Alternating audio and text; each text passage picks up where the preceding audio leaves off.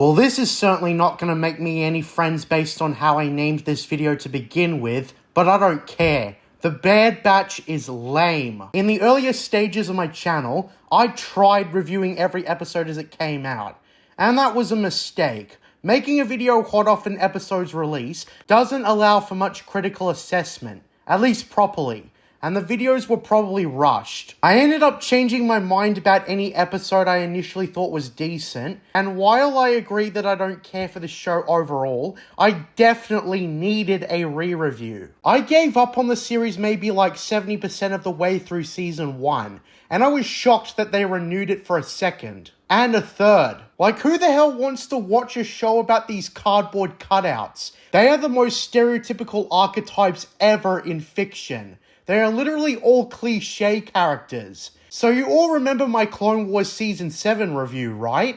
I hated these guys. Arrogant, pretentious on top of all the cliches. Then they announced a spin-off show with these jackasses.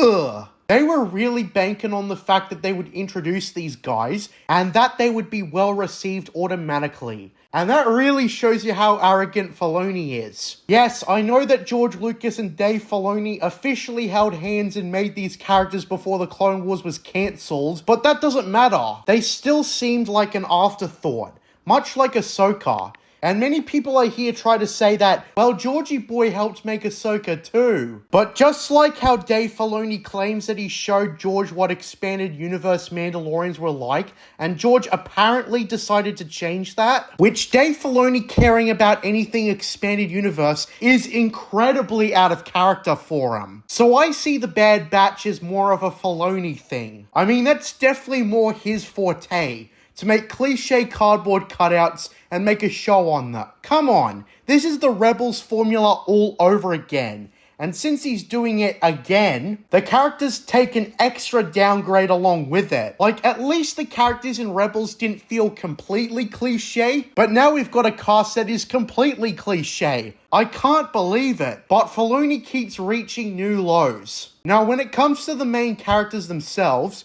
we've got the Rambo clone, the Brain clone, the Brute clone, Echo, and last but certainly least, the fucking sniper! Yeah, I'm never abandoning that joke. They seemed like the biggest rip-off of Delta Squad ever, and it makes you wonder why they didn't just make this a Delta Squad show. We all know how much Filoni loves to steal from the expanded universe, so why not just use Delta Squad for their shitty show? I know that Filoni would have the shittiest idea on what happened to Sev after the cliffhanger, so I would not look forward to it in the slightest. But still.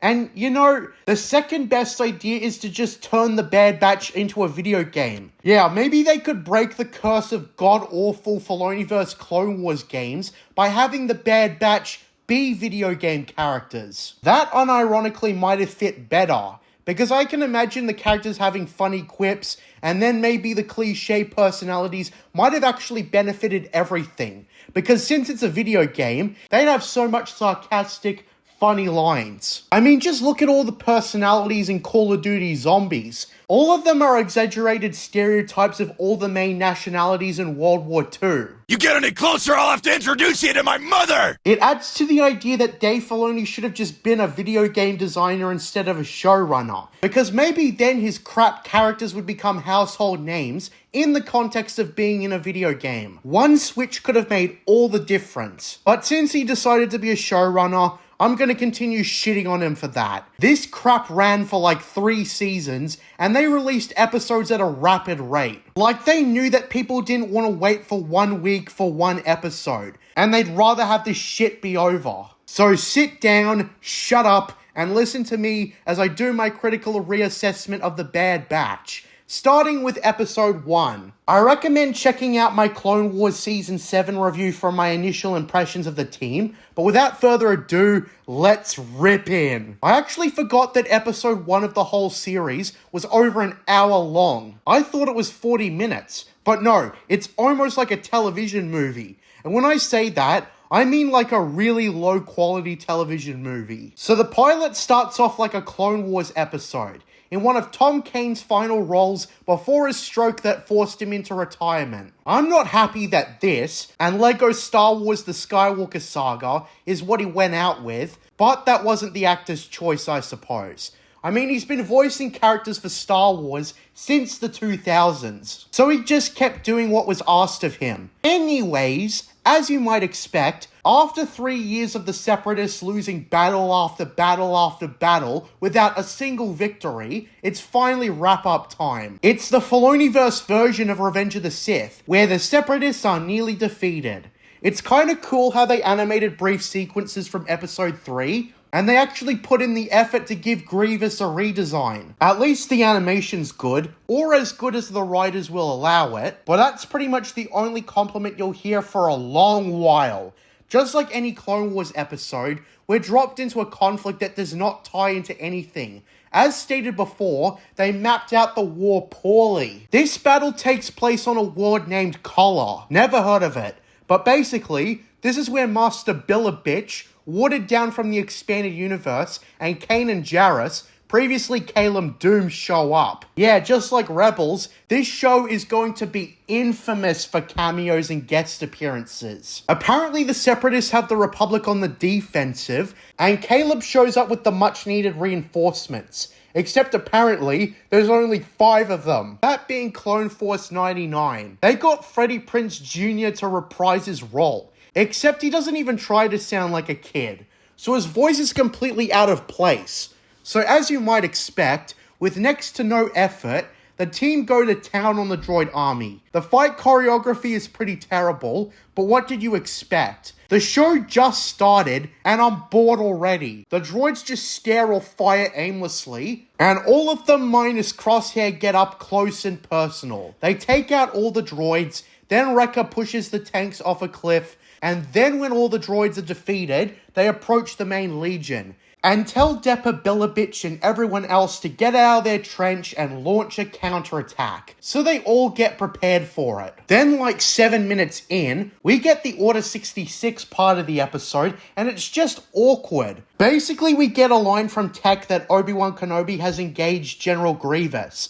And then the Legion commander receives Order 66 and turns on Depa Billabitch. She actually overhears Order 66 being issued and dodges the first shot. Then gets overwhelmed and killed while telling her apprentice to run. And it's gone. Damn, that might be the earliest time I've ever used that in a review, where a named character I don't give a fuck about dies in a hollow fashion. I was also grinning evilly while Billabitch was screaming in pain while Caleb was running. Then it turns out all of a sudden that the Sad Batch are not at all affected by the inhibited ships. Convenient. Caleb turns his right after he sees the Sad Batch, and assuming they're now hostile too, he bolts into the snowy woods. Apparently, Tech announces that the comm channel is repeating the same thing. Execute Order 66. Still pisses me off that Filoni doesn't understand the 66 being the number of 150 contingency orders, but that dishonor goes to the Clone Wars Season 6. Something you'll probably gather is since this show is basically a spin-off of the Clone Wars,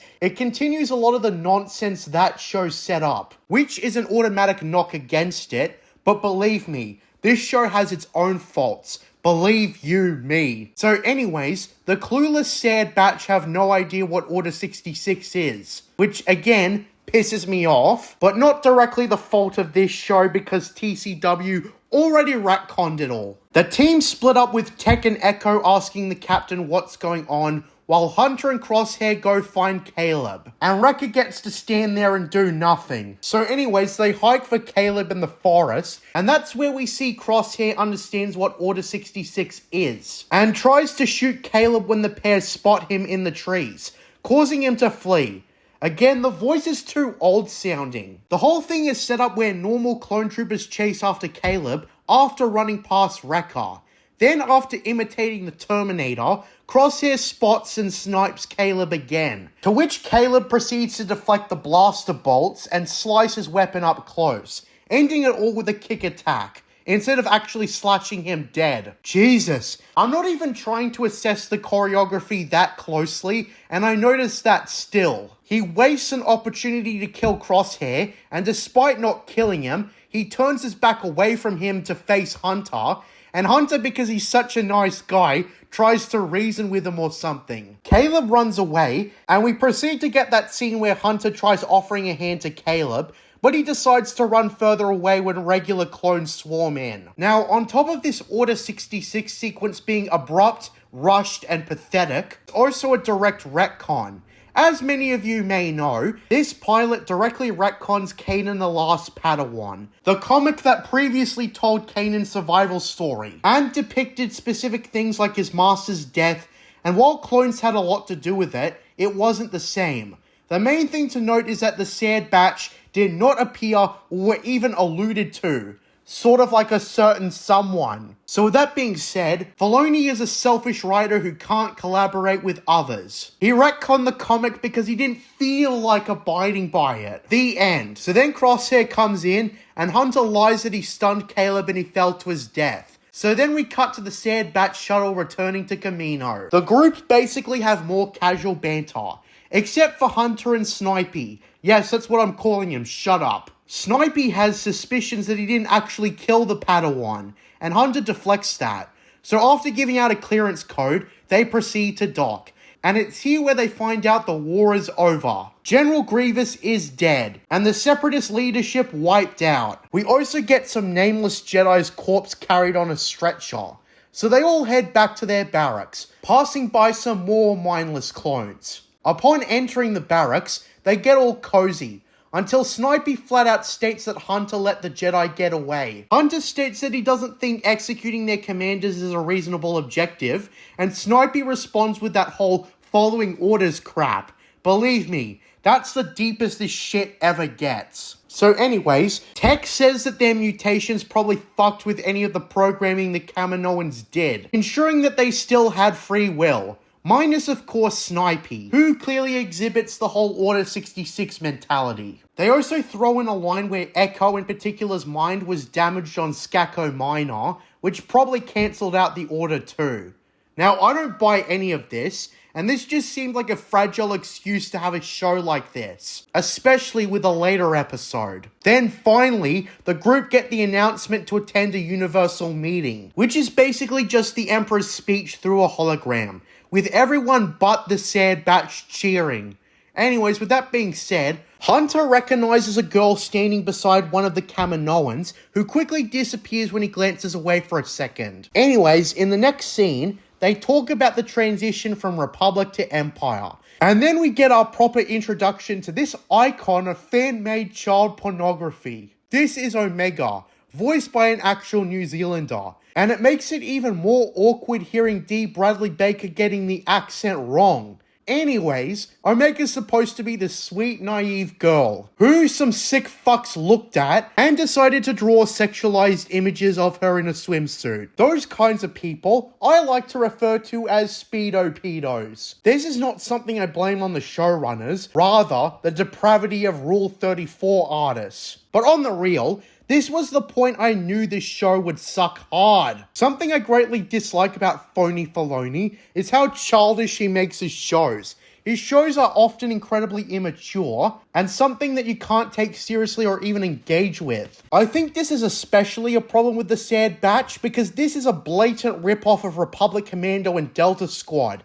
And that really is a contrast. Republic Commando was only given a T rating by the ESRB because George Lucas didn't allow it to get any more violent. Republic Commando the game is slick and cool and mature as far as Star Wars content goes. So this spin-off show to TCW had absolutely no chance of even matching the game it ripped off. Delta Squad did not have an annoying kid tagging along with them. Let me also tell you that this kid drags the Sad Batch down in whatever they do.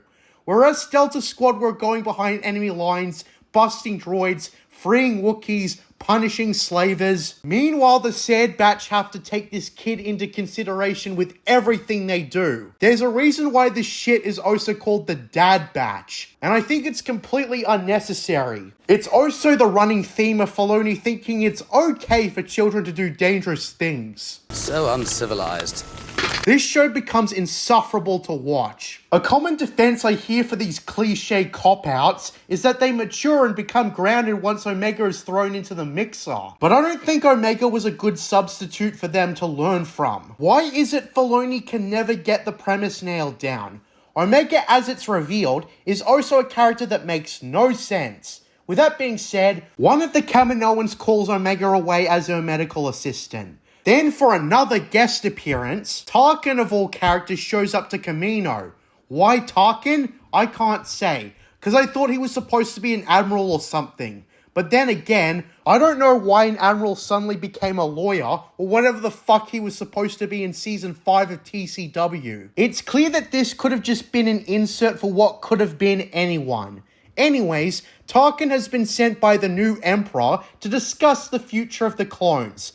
He unpolitely indicates that the clones are being brought into question, and he proposes that conscripted soldiers can protect the Empire at half the cost. And here is the Filoniverse setup for what's going to happen to the clones. I also have to criticize how stilted the dialogue is. Talk about a lack of personality. This shit becomes boring to watch because the characters don't say anything interesting. There's not a lot of anything deeper going on. It's all very surface level writing. But something about this show is how much more mature it seems when anyone and everybody but the Sad Batch are on screen.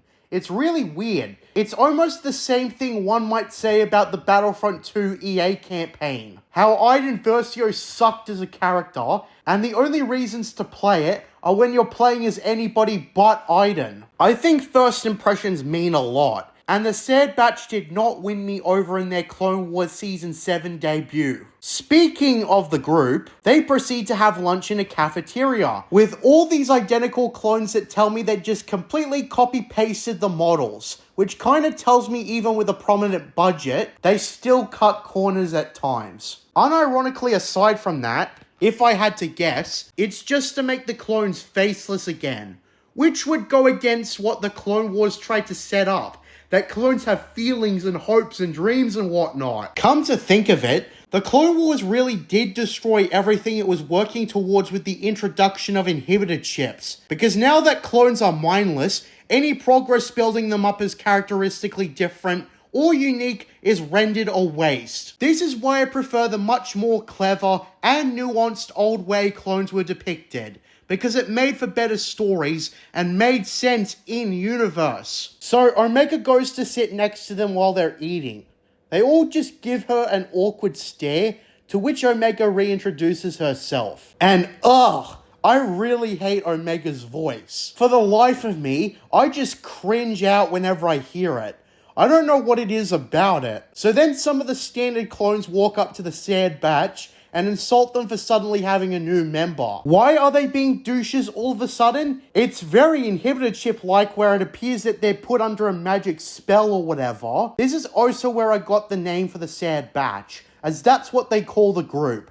Are we supposed to sympathize with the Batch here? Because as I recall, regular clone troopers have every right not to like them. The way they're so narcissistic and arrogant and thinking they're all hot shit. So yeah, I'm on the side of the regs. It's also the Sad Batch's fault that a fight breaks out when first Omega and then Wrecker throw metal trays and food at the regs, which causes a fight to break out. Am I supposed to like the Sad Batch? They've done nothing redeemable thus far, except Snipey tries to mind his own business. Yeah, you know your show is bad when you see Snipey do something responsible. The best they could come up with was a food fight. And if I'm not mistaken, this was meant to demonstrate that the Batch were fiercely independent.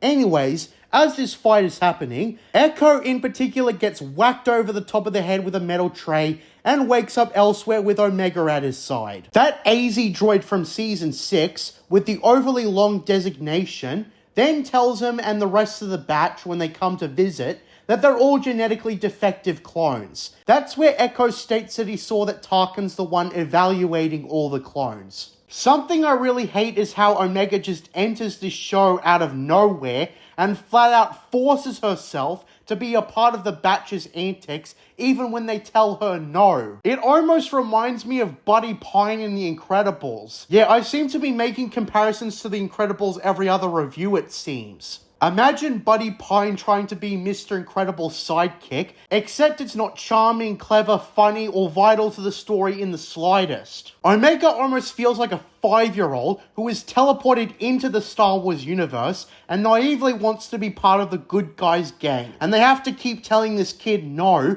and that a kid being in the middle of war is dangerous and not at all like a movie for 12-year-olds. Then again, Filoni's the kind of guy who thinks it's completely fine for children to actively participate in wars. You can't tell me with a straight face that he was just ignorant of war crimes, because of all the times he's done it with Ahsoka, Ezra, Sabine, etc.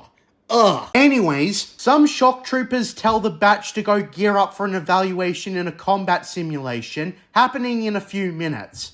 Then we cut to that very combat demonstration, with Tarkin announcing to the batch that they're here to prove that clone troopers are still worth an investment to the Empire. Yeah, so initially, the combat demonstration is a generic action sequence. Imagine the simulation from the TCW Season 3 premiere, except with no conflict or tension. They just use practice rounds and get blasted with practice rounds in turn. I was actually getting super ready to tear this fight scene apart, but then just as I was ready to start venting, they actually managed to pick up the suspense when Tarkin decides to surprise the batch by using droids with live rounds that can kill, and catching them by surprise. And the surprise actually leads to them getting pinned down and being equipped with useless weapons on top of that. And the surprise actually leads to them getting pinned down and being equipped with useless weapons on top of that. They actually have to come up with a backup plan on the spot. And it's a backup plan that doesn't go flawlessly, as Hunter uses his knife to deactivate one of the droids,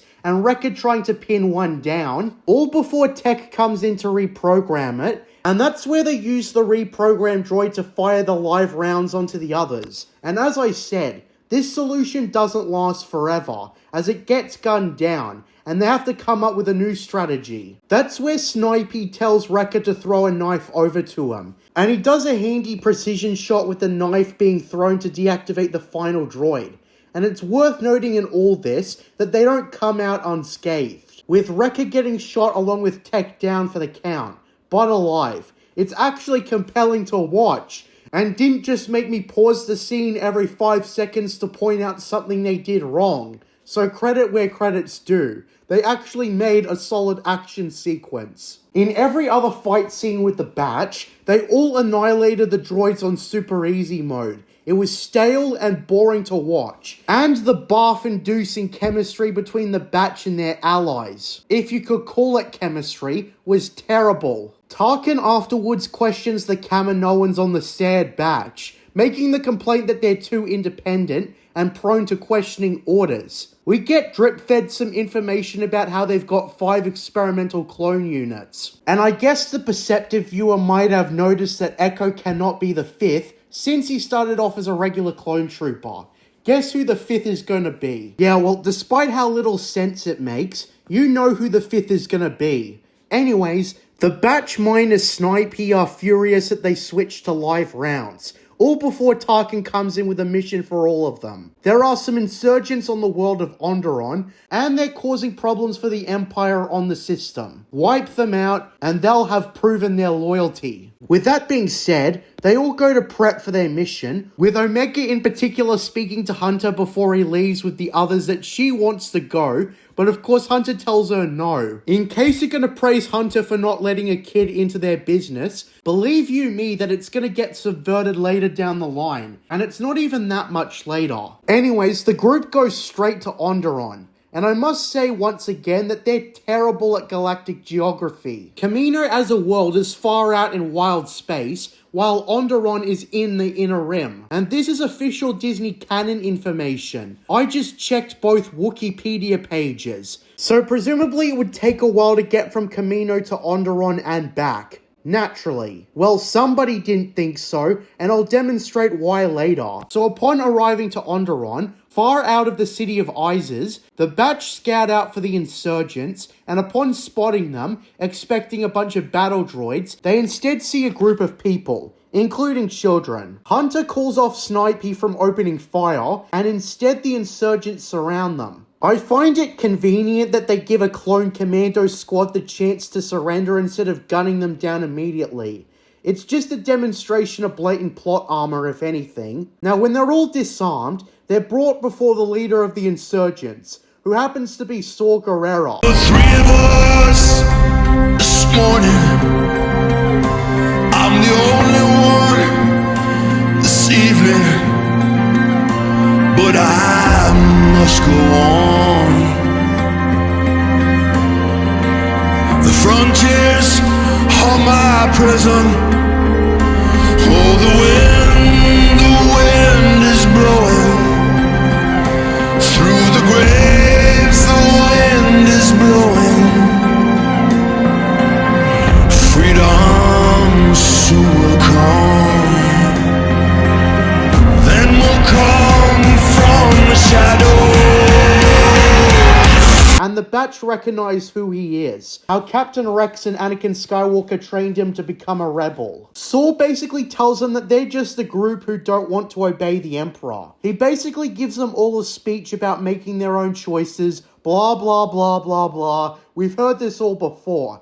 And then, strangely, he lets them off, which is extremely unwise. I also have to make a statement about how stupid the Empire is. How Tarkin sent the Sad Batch to eliminate the group, knowing that they had the capacity to disobey the order, and didn't have an immediate backup plan for if the Batch decided to walk away from it all. Keep in mind later that this comes to bite them in the ass, because Saw Gerrera ends up getting away. And if you think about the butterfly effect, that was an incompetent mistake. Unsurprisingly, based on his previous behavior, Snipey wants to carry out with the mission, but Hunter decides they're done. Another thing I have to point out is how the Sad Batch seems to only have experience with fighting droids. The reason I say this is that they really start to look less efficient later down the line when they're fighting other entities. I guess they forgot that in Republic Commando, battle droids were not all the adversaries Delta Squad fought. There were also Geonosians and Trandoshan slavers, and just like with dumbing down everything else, I don't really recall the clones going up against local militias. It was mostly just droids, or maybe Asajj Ventress or General Grievous as a battle leader. I remember reading Star Wars Shatterpoint, one of the first Clone Wars novels, and that book really didn't have any clones or battle droids in it. It was a Republic-backed militia versus a Separatist-backed one. Anyways, before the Batch are prepared to leave, Hunter spots a probe droid, which he blasts, and realizes that Tarkin was spying on them, gathering intel on how they completed the mission. Yeah, again, Tarkin's smart enough to send a probe droid to spy on an unreliable Clone Commando squad, but wasn't smart enough to come up with a backup plan in case the Batch disobeyed their orders. And again, the consequences were great, since you let Saw Gerrera escape, which has massive knock-on effects in the Disney canon timeline. The only two real characters during all of this, come to think of it, are Hunter and Snipey, as Snipey defends Tarkin and the Empire, while Hunter does not do that. Hunter then decides to go back for Omega, and it's casually revealed by Tech that she's the 5th genetically enhanced clone. This revelation was obvious, but at the same time makes no sense. I saw this coming, obviously, because why else would they get a New Zealander to voice Omega and give her the same skin tone as all the other clones? This is one of those things that before it was done, I would laugh and joke about going, hey, wouldn't it be dumb if they made a clone of Jango Fett who ended up being female for some retarded reason? Only for it to be made reality. This reminds me of the Rey being a female clone of Anakin Skywalker theory, which was obviously stupid in its own right, but for this to be made official is cringeworthy. You know, when I first heard they introduced a trans clone trooper in one of the Disney novels, I thought it was a fucking joke at first too. It was a shallow, pathetic attempt at representation, with zero fucks given about who they were giving it to. What I mean by that is that the clones are supposed to be heavily masculine in nature. Soldiers who serve the Republic whatever the cost, right? Even by the standards of TCW, they're all meant to be brothers in arms, right? They're all supposed to be brainwashed and identical and eventually serve a fascist regime. That's the problem. The clones are meant to be very masculine and military-based, bordering on fascist. So let me ask you a question. Did Silly Mustache Man stand for trans rights? No! I'm really sick of the Disney shills just crying out that we're all bigots for not accepting these absolutely ridiculous ideas and characters that do not fit at all with the universe or the story. The fact that they're not even having the foresight to place the gay or trans characters appropriately. So what does this have to do with Omega? Well, there's the fact that people tried to rationalize this bizarre character by theorizing that she was actually trans, which from what I've heard isn't the case. She is biologically female. And it doesn't logically make sense. As retarded as the trans clone trooper was, at least they actually started off just like every other Jango Fett clone. Omega did not. Despite being based on a male template, she came out biologically female for some reason. This just opens a whole can of worms. And they don't answer any of the much needed questions in the pilot. From what I understand, after Tech reveals that her DNA matches that of the clones, the group after minimal questions are just like, oh okay, cool, she's a clone like us. And they don't even speculate on where the hell a female clone came from, or why the hell she exists. Like I said, she just magically enters the show mysteriously, and the batch assumes she's just a normal kid. But now that they all realize that she's a Jango Fett clone, they don't question what's going on. Like, seriously, the audience was endlessly speculating what role Omega was supposed to play, since a female clone obviously raises eyebrows, but the characters given the same information don't. They just jump straight to, oh okay, she's one of us after all.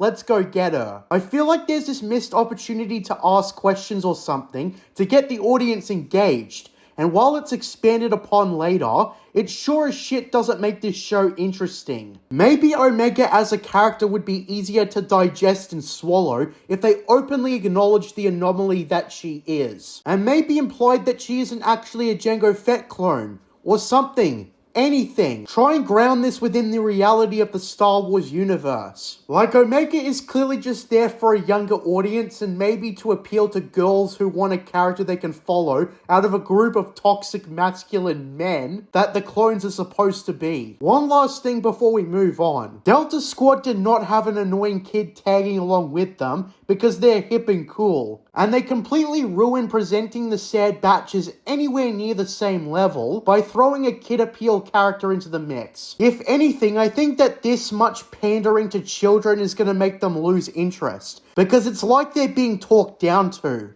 It's worth noting at the end of the day that most kids don't like being treated as blatant children who suck on dummies and are sensitive to everything. Since this show is blatantly being dumbed down for a younger demographic, it really just ruins it. Like with the 6 movies, there were plenty to hold adults over, alongside actual maturity in the movies. Even if you did get crap like Jar Jar and the Ewoks. Here, there's nothing to hold over any parents who decide to watch this crap with their kids. It's the dumb show for toddlers pretty much. When we all know that George Lucas made the films for 12-year-olds. And the standard for 12-year-olds is obviously going to be much higher. A 12-year-old will be more likely to get behind something that blatantly doesn't treat them like children. Like, I'm not asking for every Star Wars story to be the Terminator, but you gotta be able to take the story, or most of the story, seriously. A kid appeal or comic relief character never hurt anybody, but I'd rather they be used more appropriately. But a show about action hero stereotypes dragged down by a stupid child isn't material for a hit show in my opinion. Come to think of it, I always found Star Wars at its best when it's trying to take itself seriously and tell a mature story. And it's not like Filoni can't do that. But for some reason, making shitty kiddie shows that play over at Weenie Hut Juniors is his way to go. Alright, let's get on with it. We get a scene of Omega snooping through the Batch's barracks, which is what gets me to question the time span of all this. Even if it was a few hours, that would be too short. At least 10 is the appropriate amount of time. And what's ridiculous is how Omega, along with AZ, decided to snoop in right before the batch got back. Because as they're looking around, they get caught by the shock troopers, in which AZ is shot and presumably deactivated, while Omega is brought to a holding cell. When the batch themselves do get back, they're surrounded and swarmed by Tarkin and the other clones. Tarkin pretty much states that they're facing the punishment for treason, and escorts them into the cell with Omega. More bickering from Snipey's part about how they should have followed orders until he's called away. And predictably, it's stated that his inhibitor chip has a stronger influence than the others. Then they decide to intensify the programming to make him even more loyal, which seems completely unnecessary. I also have to wonder why they didn't try this for the rest of the SAD batch, to intensify or activate their chips to ensure loyalty. And why the hell didn't the chips work in the first place? This further just proves my point about how the inhibitor chips were just an artificial excuse for Dave Filoni to write his favorite clones out of Order 66. Anyways, the rest of the batch, specifically Tech, comes up with an escape plan. Reasoning that the clone facility used to be without barracks and such, he assumes that a part of the wall should be thin enough for Wrecker to punch a hole in. Now, assuming we accept this convenience, I love how despite Wrecker denting the wall twice, the shock troopers don't catch on to what they're doing. So Omega then crawls through the hole made, and is instructed to get over to the lever and pull it to free them. They also manage to trick the troopers long enough before Omega's weight tears down a part of the ceiling and knocks the 3 troopers down, to which she then pulls the lever to let them out. Another unwise thing the batch does is not finish the clones off. Leaving witnesses is never a good idea, nor is it a good idea to wake up and report your escape. Anyways, they predictably escape, and Omega tells them that they started moving their stuff to the hangar, so that's where they'll probably get their gear. And what do you know? They make it super easy for the good guys as they retrieve their gear without a fuss. What does cause a fuss, though, is the clones coming in, with Snipey amongst them, prepared to kill his former teammates in the name of the Empire. He gives Hunter the option to surrender, he refuses, and they shoot each other, now enemies. Is this split between teammates compelling drama?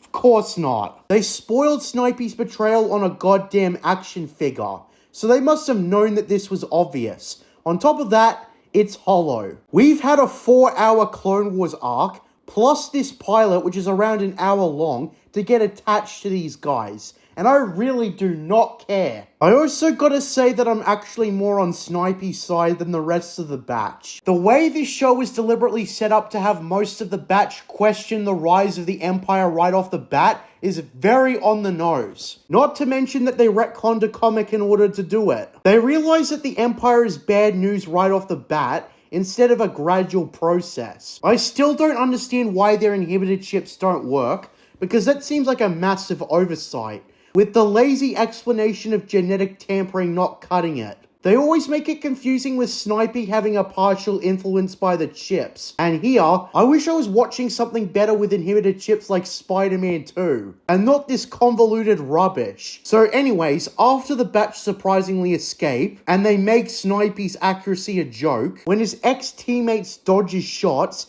and when Omega deactivates his rifle, he pulls out his blaster pistol and misses. Now that is pathetic. I guess this guy is only accurate against characters without plot armor. Me noticing this upon the rewatch really confused me. He can't even shoot straight, and he's supposed to be deathly accurate, but oops, he let his former squad get away.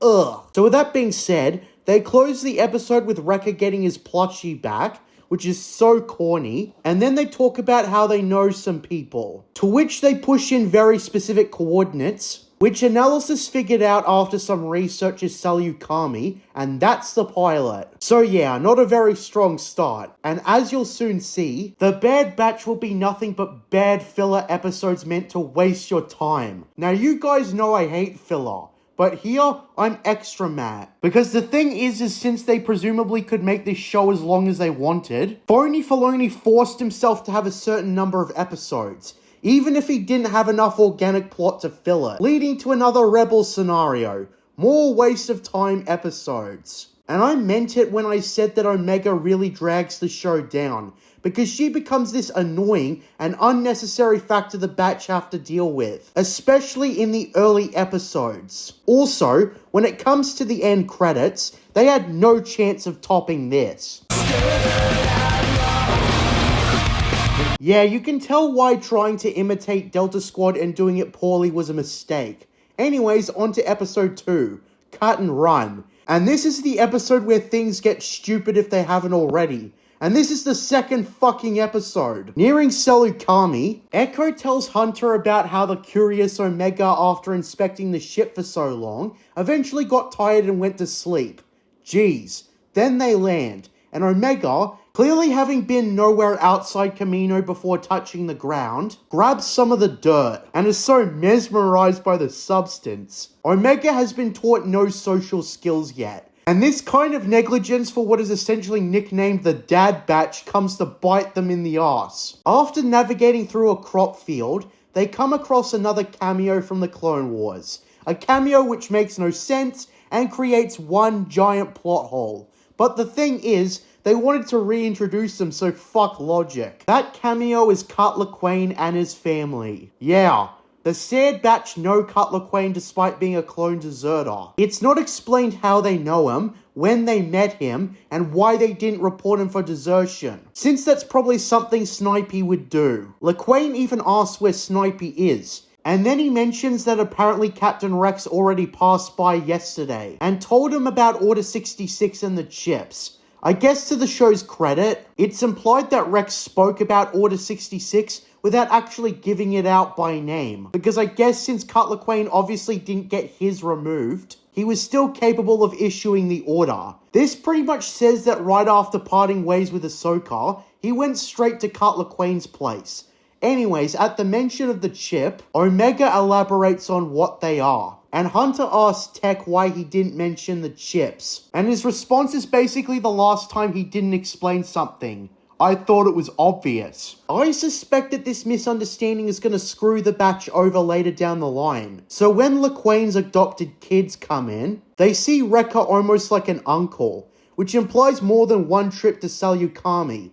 And again, they were never reported. Then, in another corny way to show Omega's social illiteracy, Lawquane's kids go outside and try playing a ball game with her. Except she doesn't catch on what they're supposed to do, and basically jogs over to retrieve the ball. Cut Lawquane, after being informed that Omega's a defective clone, obviously points out that she must have a purpose. Except Hunter doesn't care to dig deeper into any of it. However, the part that really doesn't make sense is when Lawquane starts that he's going to take his family off-world since the other clones started showing up. When Hunter offers to simply get him and his family off-world in their ship, he declines with the excuse that they're wanted men and he's got to keep his family safe. Okay? The thing is, however, that booking a public flight is idiotic because since the Empire showed up with the clones, it's going to be impossible to do that without getting caught, since Lawquane is an easily recognizable Jango Fett clone. Oh, and we'll get to that, don't you worry. So basically Hunter and Lawquane go to the local nearby settlement. And it's here you start to realize how poor Lawquane's judgment is, since he has to use his hat to avoid clone troopers. I also want to note that despite him openly remarking that he doesn't want to go in the Batch's shuttle because they're wanted men, he's fine with bringing a wanted man with him into the settlement, where anyone can spot and report them. Then they learn that the Empire is starting to register each and every person in the Empire, which is a requirement to exchange the now invalid Republic currency for Imperial currency. Yeah, does trying to book a public flight not sound like a bad idea now? Shockingly, Lawquane decides to decline the idea of getting on the Batch's ship and being dropped off somewhere. It's not even like he would have to pay for a ticket anyways. Especially since he can't get registered since, you know, he's a clone deserter. Seriously, this episode is pointless. It could have been over if Lawquane wasn't going for the impractical solution and instead went for the piss easy one that was right in front of him. Especially when the impractical one became literally impossible. Then we get a scene of Omega trying to retrieve a ball past the fence when it gets out of bounds. Then when a wild predator shows up, about to attack her, Lawquane's kids have to warn everyone about her mistake. I also love how Omega doesn't even try to run back inside. She just stands there, and both Lawquane's wife and Hunter have to bail her out. Then after she's saved, we cut to her in the ship looking out into the sky, and she proceeds to take her head necklace thing off, which has no story purpose. I guess the Kaminoans gave it to her for some reason then. Anyways, Echo and Tech unaware that Omega's still in the ship, which I have no idea why they don't know this, decide to get their ship intentionally impounded to replicate some chain codes. But for some reason, they don't talk this over with Hunter. So while he and Wrecker are still at LaQuane's homestead, they find out last minute that the ship's getting impounded, and he's got to inform them firsthand that bloody Omega's on the ship with them. What an idiot! Oh, what a loser!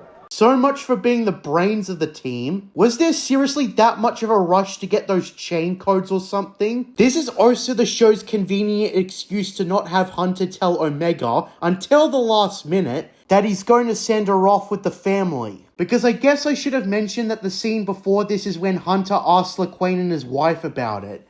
Yeah. So anyways, Omega is instructed to hide in the now impounded ship while Echo and Tech do their business. The episode turns into a stealth action video game as Echo uses his slicer hand to get what they need, but then as everyone else comes by the port, Omega grabs the chain codes and goes outside, completely disobeying what Echo and Tech told her to do. Ugh, I hate this show. So basically, a distraction is conveniently laid for Omega to slip past when Echo and Tech are forced to stun a clone trooper, which attracts a dozen more. Then we've also got Wrecker being an idiot when he dents a droid in Omega's way, and he unwisely gets caught by clone troopers, intensifying the problem.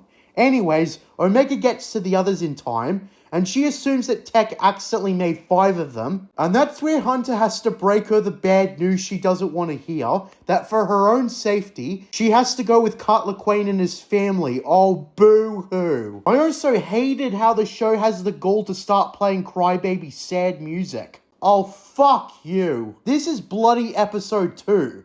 They're not about to change the status quo they just set up, with Omega being with the batch. So unironically, and this part was extra fucking comical, despite Cut LaQuane trying to put his hat over his face and lean down, the clones don't take a good look at him. Convenient. Omega, despite now being under the supervision of Cut LaQuane, presumably didn't keep his eye on her. And she actually runs off as they're about to get their chain code scanned. I love how they don't even depict this on screen, the writers being as lazy as they are. Like, imagine if any kid just ran in the opposite direction of the plane, right as everyone's about to board a flight at a real airport. There would be security running after her, obviously. They also have the gall to show Cut LaQuane, who didn't keep a watchful eye over her, about to board the flight. And this was absolutely the stupid nail in the coffin part, but the clone actually sees his face. And despite that, all that happens is him being called away to deal with a problem elsewhere that gets him not to arrest LaQuane. And so he and his family get away. Despite what the show wants to indicate, I'm afraid to say that the story's not necessarily over for Cut LaQuane. Because what's supposed to happen after he arrives at his destination with his family? He'll have to go through regulation with another squad of clone troopers, correct? Yeah, this really wasn't the happy ending it tries to paint this as. Not that Cut LaQuane deserves a happy ending, since he just let Omega run off on her own without supervision. Jesus! This episode, as mentioned before, could have been avoided if Cut LaQuane and his family just hitched a ride with the Sad Batch. Then you realize the reason why this didn't happen was so we could have that Omega leaving with Cut LaQuane fake out. Because if the Sad Batch were transporting LaQuane and his family on their own terms, you bet your ass that Hunter would absolutely force Omega to stay with the LaQuanes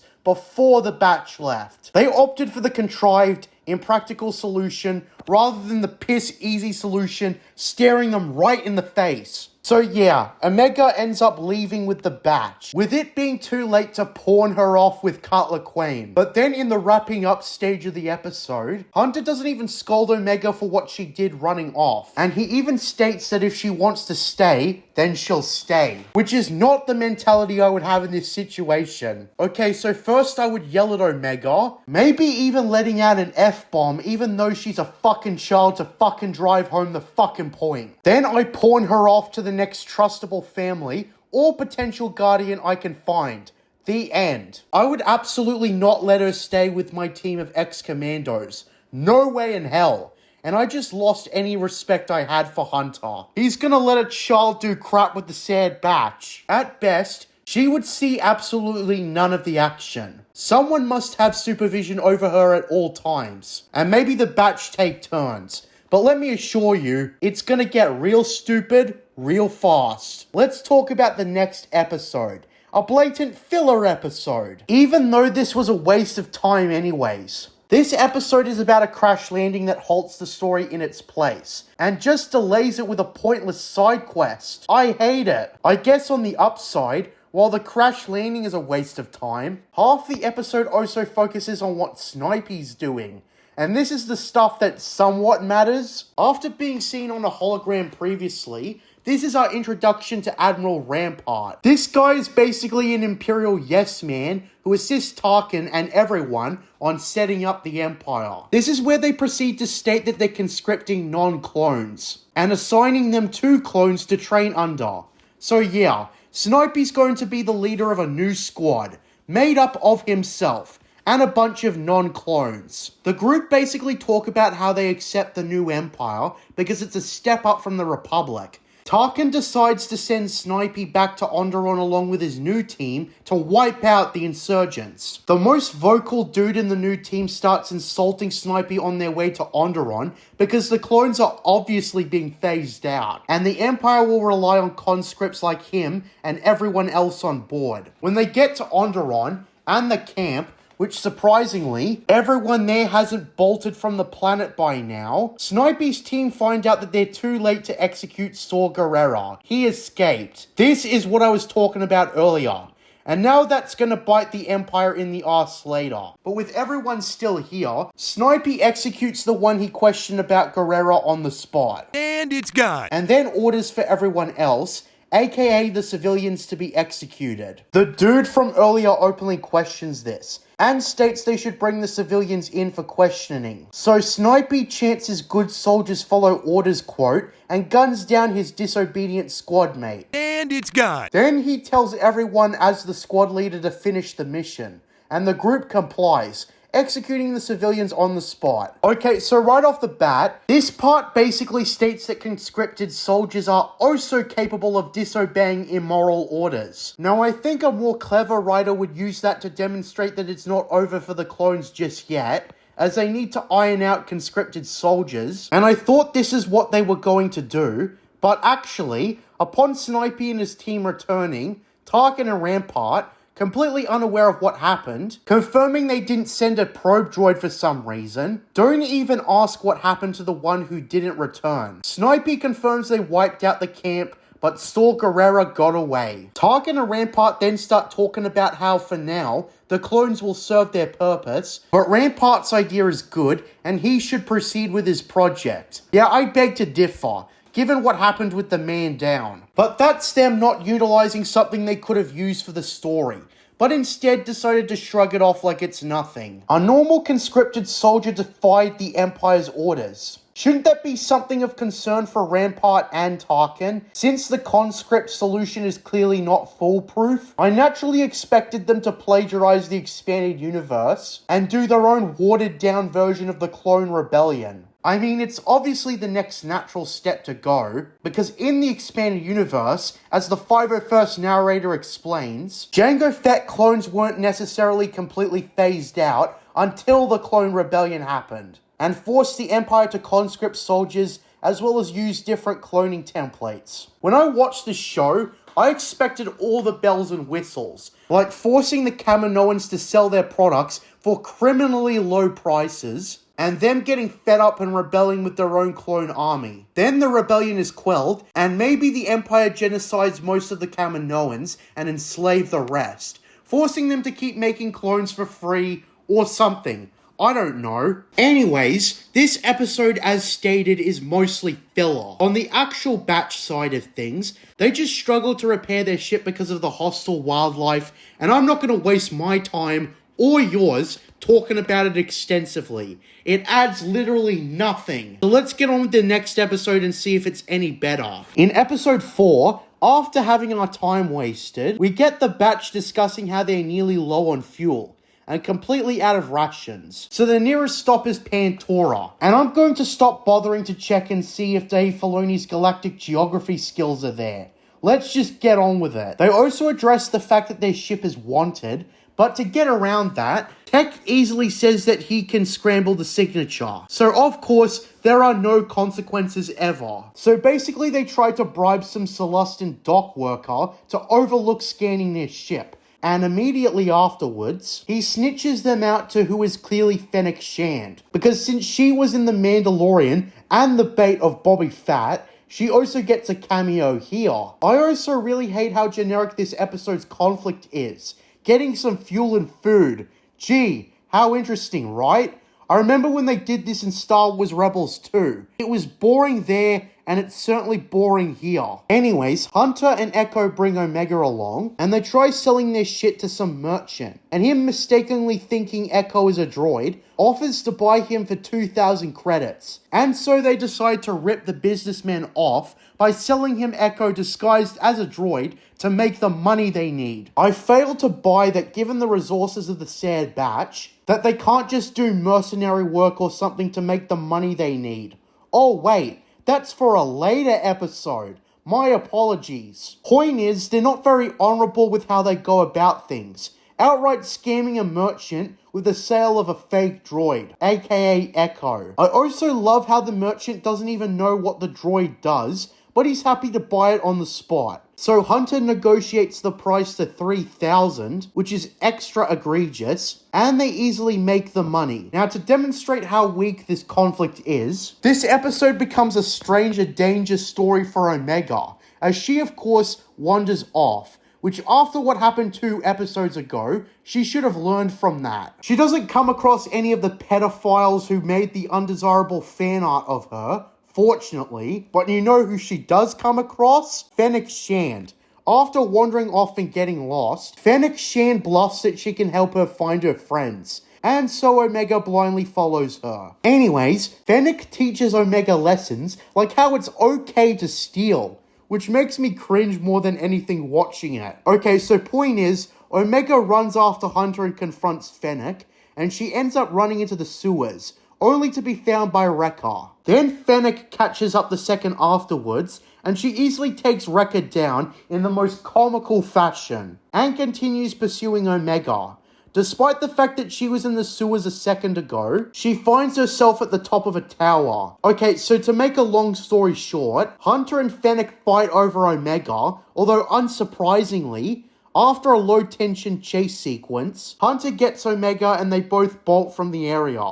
They return to the ship, along with everyone else, Echo having removed the merchant of his other droids by removing their restraining bolts. They fly off, and then we get some self-reflection afterwards. Hunter concludes that the woman must have been a bounty hunter, and then we cut to the final scene where Fennec Shand doesn't punish the snitch, but instead just informs him to contact her ASAP should they return, and gives him some credits, which of course is better than nothing. Anyways, that's episode 4. Let me tell you, like Star Wars Rebels, this subplot isn't an active threat, but rather something that pops up later when the writers feel like it. Let's get on with episode 5 now.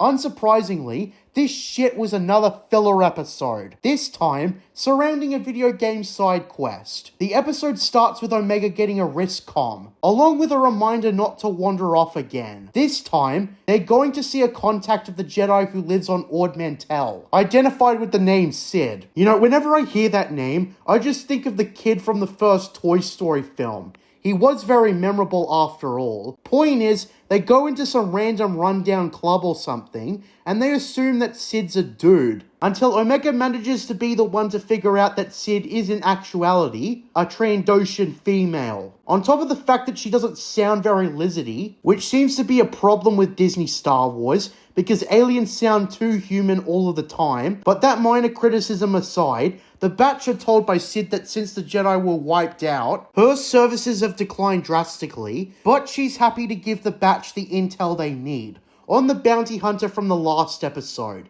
if they do a job for her. Yeah, this is why the Sad Batch would have been better received as a video game. Not only because they ripped off a video game, but because this story is better structured like a video game.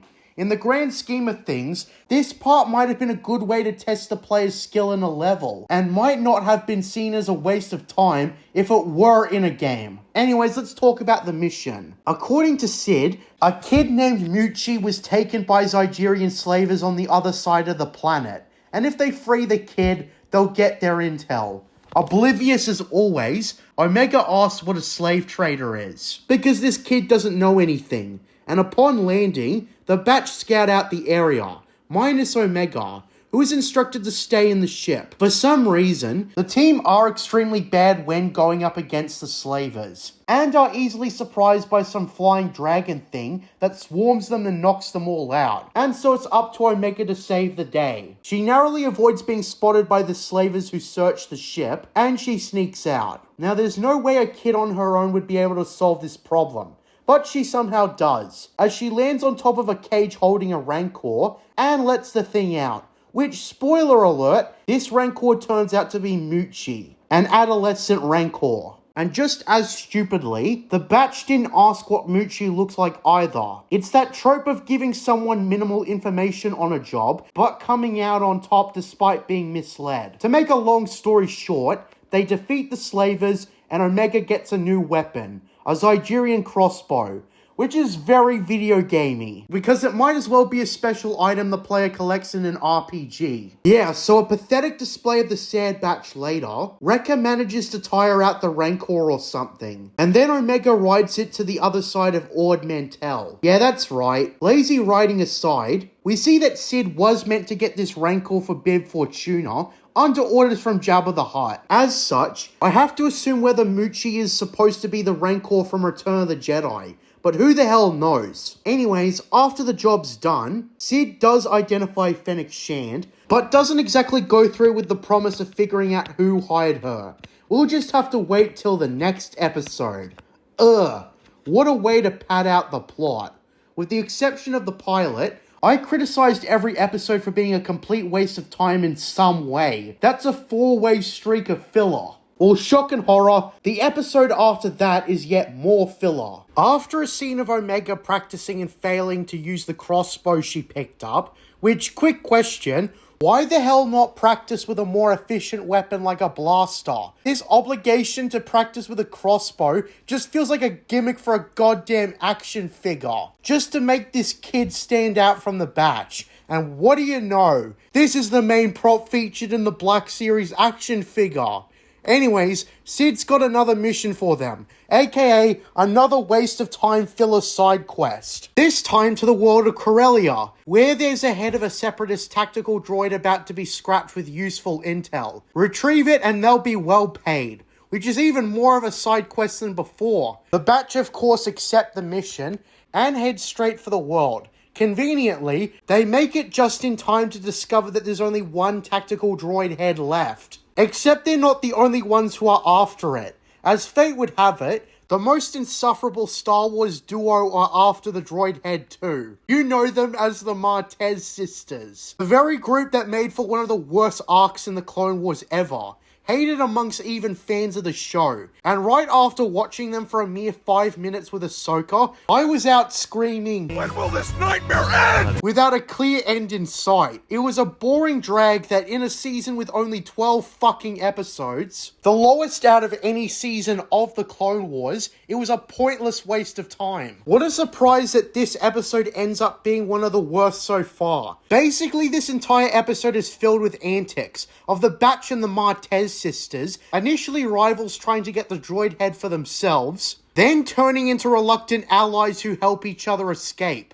During all this, we're reminded of how Rekka doesn't like heights. And this results in his inhibitor chip almost going off all of a sudden, and Omega getting stuck on the conveyor belt and blah blah blah. Imagine the climax of Terminator 2 but with no stakes or drama, and characters you don't care about. That's the episode. To make a long story short, the two teams work together to make it out. The dialogue from the sisters is pretty much the same as Clone Wars Season 7. And eventually, the sisters come up with the idea of wiring the tactical droid to activate the leftover separatist battle droids. I'd like to mention that despite all the battle droids being given a shutdown command after the war, now it's magically a hive mind that can turn them on again. Yeah, this was super poor attention to detail yet again. Anyways, with the battle droids helping them, they manage to escape, but they lose the tactical droid head on the way out.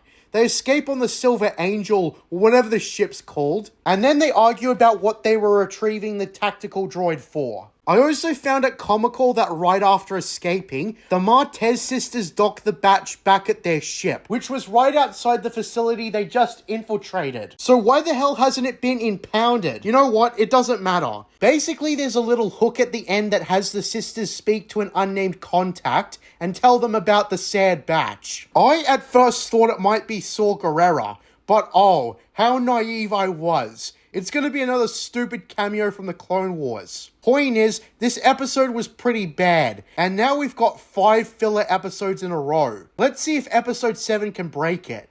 So the following episode is called Battle Scars. It starts with another filler side quest, this time with no context. The batch are escaping some convoy after stealing an animal in a cage from them. They jump into hyperspace right after, and then Sid gives them minimal payment, and finds out that they in fact owe her money, due to docking fees and charges, and wasting money on Mantel mix, which in a cutaway scene looks like salted and smeared popcorn. With that failed gag out of the way, we find out who the Martez sisters' contact was. It's Captain Rex. After the introduction out of the way, as Rex meets Omega and vice versa, we learn that Wrecker's getting a headache, and Rex finds out that they haven't removed their inhibitor chips yet. And Rex pulls out his weapon in caution.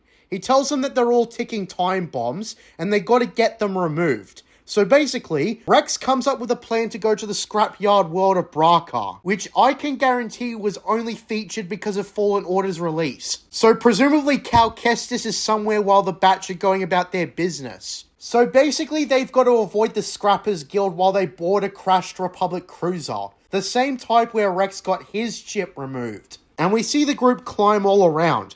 Basically, to make a long story short, wonder how many times I've said that, the important part, if you could call it that, happens at the 16-minute mark, where Wrecker's chip activates prematurely, and he becomes mindless. I also love how unstoppable he immediately becomes when the chip turns on. The rest of the batch plus Captain Rex struggle to fend him off, and he actually dodges attempted stun shots. It's actually jarring to watch. I thought the chips were meant to make the clones mindless, but here, Wrecker is an absolute beast of a combatant, dodging stun shots and going to town on the rest of his team.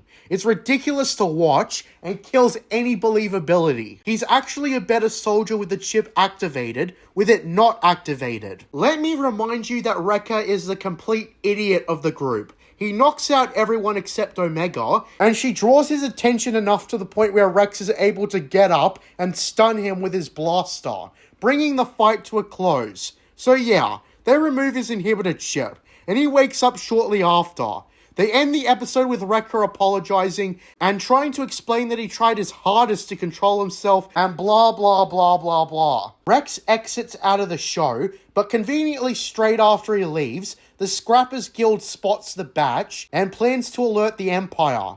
And that's the end of the episode. So yeah, despite them really trying with Wrecker's chip going off, it was a tough pill to swallow with how difficult it became to get him down. The idiot of the group should not have been this hard to take down, but he was. And it was absolutely pathetic. It also demonstrates a problem with how they downscaled the team. Now, losing Snipey probably became a huge factor according to the writers, but the fact that they can't adapt their losses makes the team look unnecessarily weak. There's still an expectation to be held, you know what I'm saying? By now we're halfway through the series, up to episode 8 of 16, titled Reunion. This is basically the episode where Snipey comes back into the show. Basically what happens is that the batch stay on Braca because they need money to pay Sid off. Why the hell they take Sid's so-called debt seriously, I have no idea.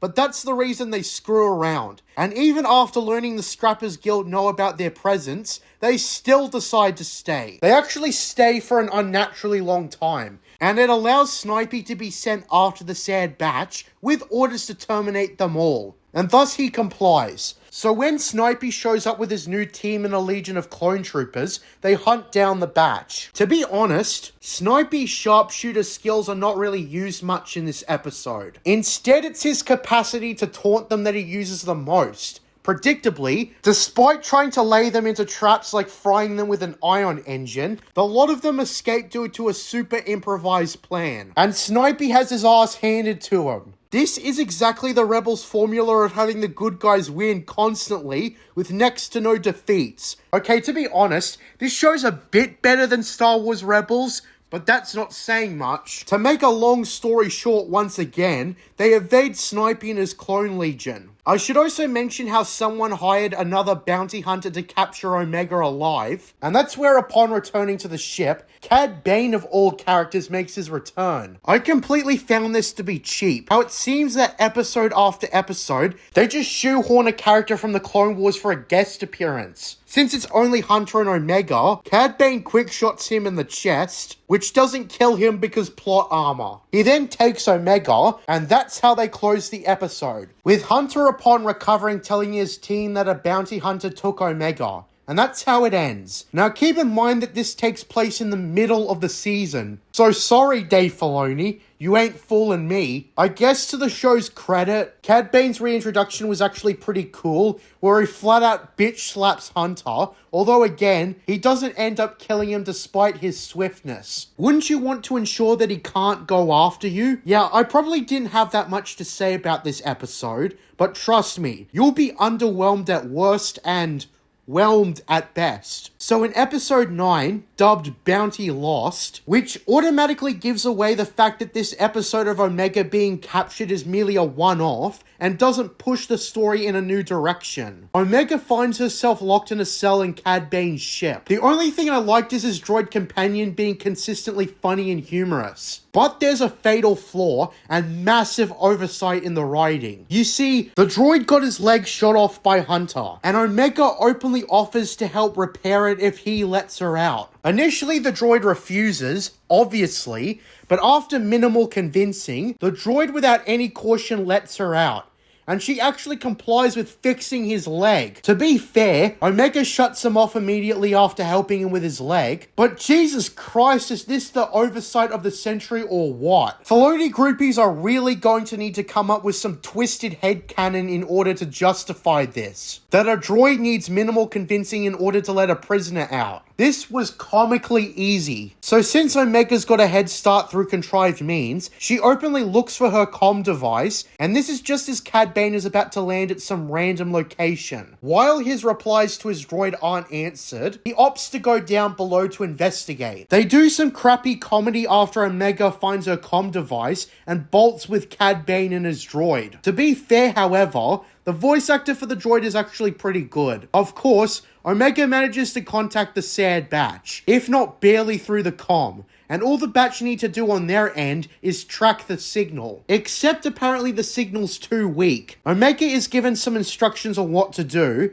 but that's where Cad Bane catches up and cuffs her, all before trashing the comm device. I don't have any complaints with that. It would make Omega harder to track, so you win this time, show. The droid then contacts Cad Bane that an unidentified ship is coming. Bane tells his droid to check it out, and then a blaster shot can be heard nearby. And we see that Tan We the Kaminoan, a character from Attack of the Clones, be casually killed off, as her recently dead body can be seen. Then Fennec Shand of all characters shows up, with the crate full of credits that was presumably Bane's reward. Fennec Shand offers the crate full of credits for Omega. Bane cautiously accepts the offer, and then the standoff is cut short with Bane's droid grabbing the case, but he just floats there like an idiot after doing so, and the resulting scuffle results in him being flown out and dropping all the credits into the abyss. And it's gone. I guess this is the same droid who let Omega out, so what can I say? Anyways, Cad Bane is knocked out by an explosion Fennec Shan placed as a trap, and Omega makes her way to a vat room, or whatever the hell you're supposed to call it. She activates a console that conveniently still works, and activates her signal, where the batch catch onto it,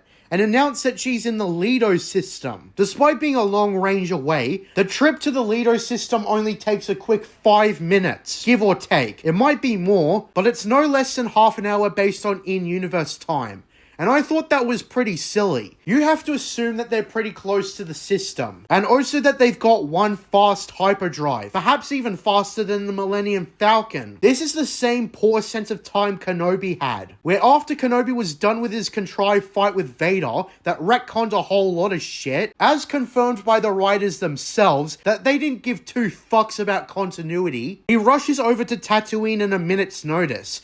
This is on that same degree. The ignoring of the fact that hyperspace travel takes some time, and even if the batch were relatively close, it should be at least an hour's trip. Alright, so Fennec Shan catches up to Omega and tries to talk down to her. She starts by telling her that her team won't get here in time, which in the span of the episode, it's only 5 minutes until the batch show up. So in a better written story, she'd actually be right, but she won't given the writer's incompetence. Anyways, the episode then has Cad Bane's droid try to swoop at Omega, Fennec Shan deactivating it, and Omega uses this to escape, dropping a vat on Fennec Shan, that being a half-grown Kaminoan. In the structure of this episode, this is just Cad Bane's droid being clumsy in the 3rd time in a row, to the detriment of the story. Omega runs away at a jogging pace, and we get another sequence where Cad Bane and Fennec Shan fight over her, which actually ends up being enough distraction for Omega to climb down a ladder. Bane's droid tries to stop her,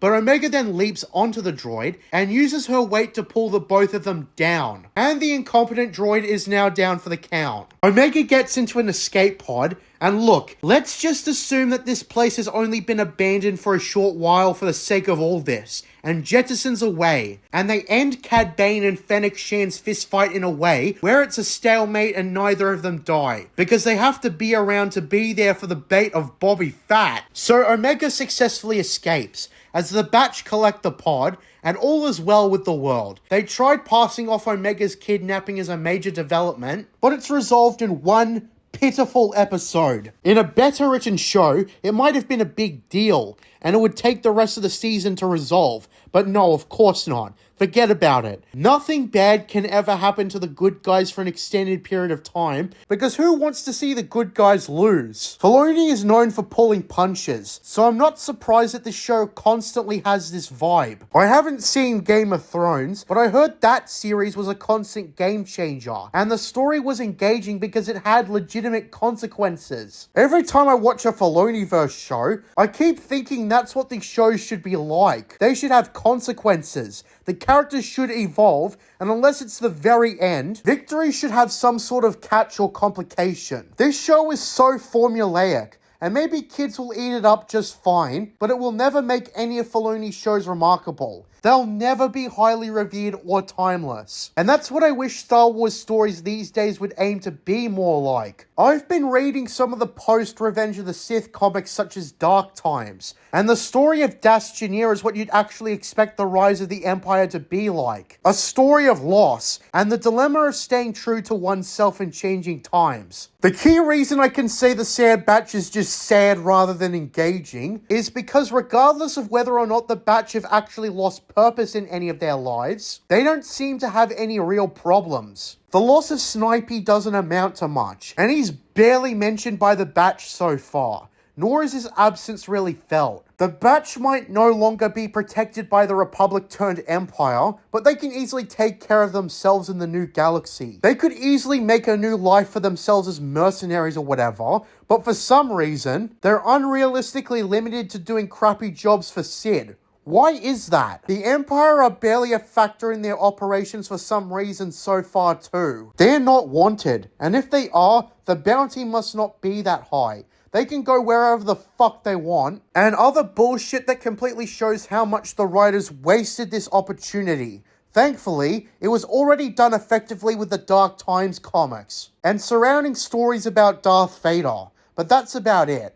You know, come to think of it, where the hell is Darth Vader during all this crap? A lot of characters that were very much present in the Dark Times comics are completely absent in the Sad Batch, and it's a very weird disconnect. A lot of characters that were very much present in the Dark Times comics are completely absent in the Sad Batch, and it's a very weird disconnect. It's not the biggest problem in the world, but come on, I can't be the only one who thinks it's strange. Anyways, I'm gonna wrap up this episode because I don't feel like talking about it anymore.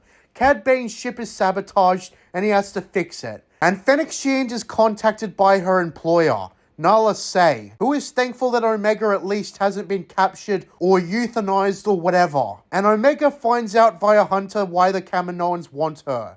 The end. Next episode. So in episode 10, we get another filler episode. We get the introduction of this guy, a newly defeated separatist leader on Raxus, Avi Singh. He resents being defeated, but more than that, having to comply with the new Imperial regime. Some Imperial officer bitch openly makes a speech to try and calm the citizens of Raxus, before calling the senator to the stand. Avi initially yes-mans everything for the Empire, but then changes his mind mid-speech and starts talking shit about them. I guess this is supposed to be the episode that shows us the general state of separatist worlds during the transition period. When I recall, this was demonstrated in the last issues of Star Wars Republic moving into Dark Times, with Dastianir befriending his former enemies after Order 66. And we see that the Empire practically silenced the separatist world New Plimto by selling its population into slavery and such, which we all of course know led to a brutal end. This was also intertwined with Darth Vader finding out the Empire enforced slavery, and confronting his master about it, in which he poorly justified it by stating that it was more sort of the thing that happens when you commit a crime and you're sent off to do labor for the community and it benefits everyone. But since this is a review of the Sad Batch and not Dark Times, let's get on with it. Avi Singh is arrested and presumably going to face harsh repercussions for speaking out. I guess the difference is that Dark Times showed that the Empire treated separatist worlds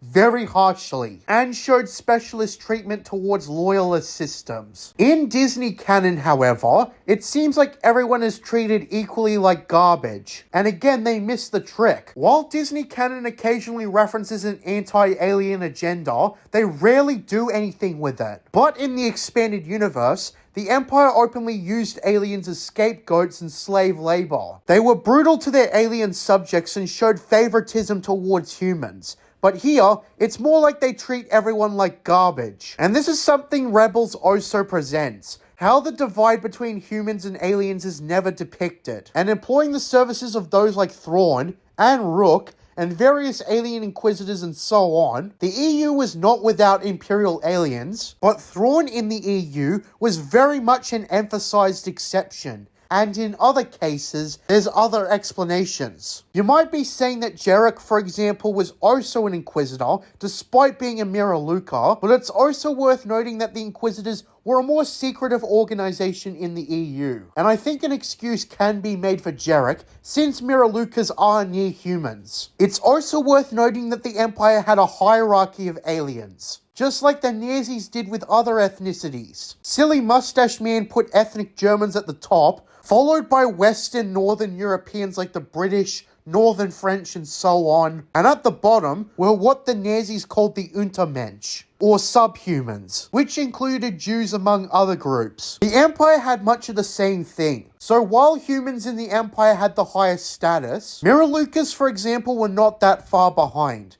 And a lot of aliens in Disney canon had such distinctions. So point is, past that tangent I just had about aliens in Star Wars, I was underwhelmed by this episode's depiction of separatist worlds after the Clone Wars. Anyways, cut to after the intro, and the Sad Batch are in high spirits. And keep in mind, they're like this often. And that's what I'm talking about when I say there seems to be next to no difference in mindset, regardless of whether the Empire is in charge or not. So after they talk about laying low due to the heat with bounty hunters, they go back into Sid's place, and Sid gives them their next mission. As alluded to in the intro, Senator Avi Singh needs a rescue from the Imperials, and Hunter is hesitant, because Avi is a former separatist. And believe me when I tell you this bias amounts to very little. He also says that he's not bringing Omega to a world swarming with Imperials, although Sid proposes that he leave Omega here with her. After minimal convincing, Hunter decides to just leave Omega here to be babysat by Sid. I could see ahead of time that they just wanted to have Omega and Sid interact more, despite how little sense it makes. So Hunter tells Omega that she's staying with Sid. And I know I said this already, but I can't help but cringe at Omega's voice actress every time she opens her mouth. Unironically, I smiled when Sid threw Omega a brush and told her to start cleaning the place. So in the next scene, the team discuss how they don't want to help a separatist senator, and the direction they're going in is bloody obvious. It's in the episode description. The Batch have their ideology challenged. And the episode is called Common Ground. So they are not subtle with the point of this episode whatsoever. I can only hope that they do something insightful with this, but you know it's probably doomed. Anyways, they proceed to land on Raxus. They transmit some clearance code provided by Sid's client, and they're free to land. They land at a random area, and it occurred to me on why they were allowed to land at a random spot outside the city right after being required to transmit a clearance code.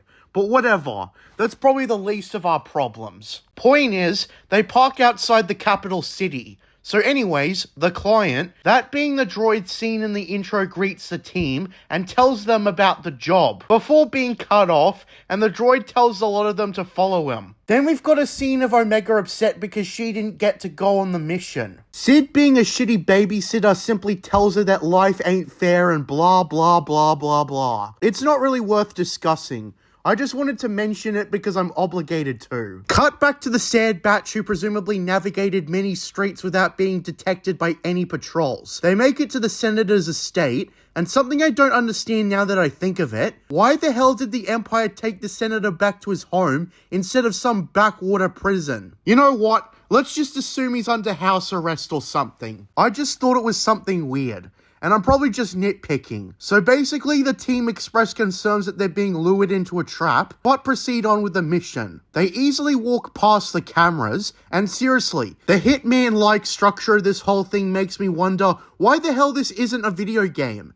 As always, the clone troopers are unaware and oblivious. Also, despite being led by a protocol droid, said droid never slows the team down at all. Something I don't understand is why they're so willing to leave witnesses, because every clone it seems is either knocked out or stunned, and it's unwise to leave these guys around. And I think the team having high regard for their clone brothers is not a good enough excuse, because I thought the Batch looked down on everyone they called Regs anyways. Minus Echo, who joined the team in Capitano Rex. There's also this moment where Hunter forgets that Omega's not with them. Anyways, to make a long story short, taking out the clone guards is piss easy. So anyways, we cut back to Omega, scrubbing some more, before she notices Sid is playing a holoboard game with two of her customers. And we learn here that Omega's apparently really good at strategy games, because she wins the game for Sid. And basically Sid uses her to make money in a whole holoboard chess competition off screen. Okay, so back to the shit that matters slightly more. The Senator is about to get an injection through a needle torture droid, all until the cop-outs show up and save the day. Again, they don't shoot to kill, which regarding the captain, who isn't a clone, leaving her alive was very foolish. Anyways, they go back to the top floor and use an attachable zip line to hijack the ATTE.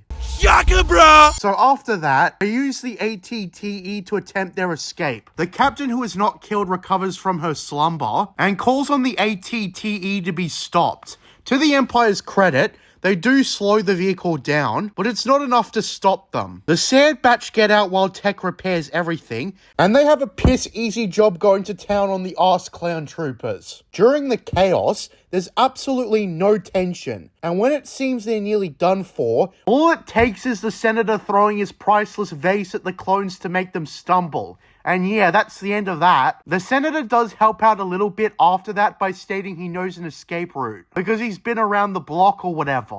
so they practically escape through a vulnerable wall, and they easily escape the 6-star wanted level in the blink of an eye. They make it back to the ship, and the senator has second thoughts about leaving his people behind, until he's reminded that he cannot help his people in Imperial custody. So that's what he needs to stop wasting time. So they return to Sid's place, amongst a heavy crowd entering the bar, and discover that while they were gone, Omega became the master strategist holo chess player. The batch come in, and they learn that the phony debt they owe Sid has been paid off through Omega's holo chess skills. Again, there's no reason the batch should even take Sid's debt seriously, but Hunter is happy that Omega paid off the debt. And Hunter proposes a game of holo chess, and the stakes if Omega wins is that she gets to go on missions. And with a high chance that Hunter will lose, that's how the episode ends. Tune in next time. By now, I have really gotten sick of this fucking show. And unfortunately, I've got a tad bunch of episodes left until I can wrap this shit up. So next comes an episode with the Sad Batch barely in it. Episode 11,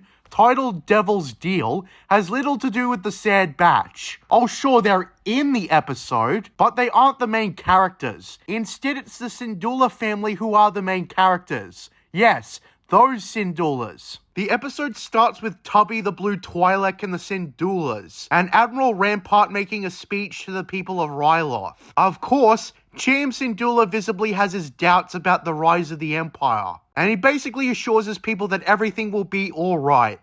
And then we receive mention of Hera, who apparently wasn't obligated to attend this meeting. I don't have much to say about this opening, aside from the fact that Snipey can be seen during this intro sequence, as well as the introduction of one Captain Hauser, who people caught on to the fact that he seems to have more emotion and free thought than most clones. Something I do not understand, however, is why the Empire hasn't picked up on this. Surely if the inhibitor chips didn't work on most of the Sad Batch, then surely they should be on the lookout for other clones, right? I'm sorry if I appear to be asking a million questions about the logic of the Star Wars universe, but I can see right away that Hauser's more independent thoughts will affect the show, and I have to wonder why nothing was done to prevent it. The whole point of the clone army was having an army that the Emperor can rely on for his new order. If there's a weak spot, it should be corrected. This seems to be a large oversight in the Emperor's plan for the galaxy. It seems like inhibitor chips are prone to not working 100% of the time. And I have to ask if eventually the clones are going to have their inhibitor chips grow weaker and weaker, and they'll be able to gain their control back. Then what? Yeah, this is why I hated the inhibitor chips. As I'm sure I've said at least a dozen times, it's a lazy artificial explanation for a non-existent plot hole. I said that the Clone Wars just further created plot holes instead of fixing any that already existed. It was a backtracking mess that was designed to quiet prequel haters after a few years. And that backfired spectacularly, because now prequel haters use the Clone Wars to say the prequels are even worse. Anyways, around 4.5 minutes into the episode, we get reintroduced to Hera and the bane of my existence known as Chopper. They're basically spying on a mining facility because apparently Hera's uncle told her to. Hera speaks more in her native tongue instead of talking like an American. Now this isn't a criticism, rather just a gripe, but I was very used to hearing Hera talk a certain way in Rebels that I was sort of taken out of this episode.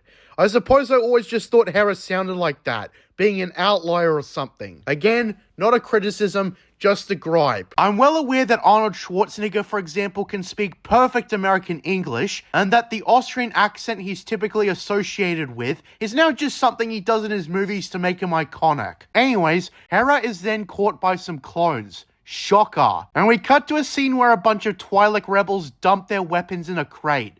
And basically, this is where I was absolutely done with this episode. I know that show don't tell is some of the most overrated advice you'll hear in creative writing classes, because sometimes telling is effective when it's done at the right time, but this whole episode is just the characters talking and talking and talking and talking about what's going on, instead of showing us what's going on. And it's not like we're told anything new. This is like the millionth time we're being told that Ryloth is being occupied by the Empire and the Twi'lek people are sick of war. To make this episode even more boring, Hera is brought to Cham, and Commander Hauser tells him that he's not going to report her, but if she's caught out of bounds again, there will be consequences. Why am I even watching this episode if nothing's going on? All that happens after this is Cham talking about the state of Ryloth with at least 3 other characters. There's literally no contrast or difference with each character, and it's the same old bland discussion. Then we've got Gobi Glee, a character who was in Rebels but wasn't significant enough to talk about by name, takes Hera on a little smuggling exchange, something which Snipey puts a tracker on.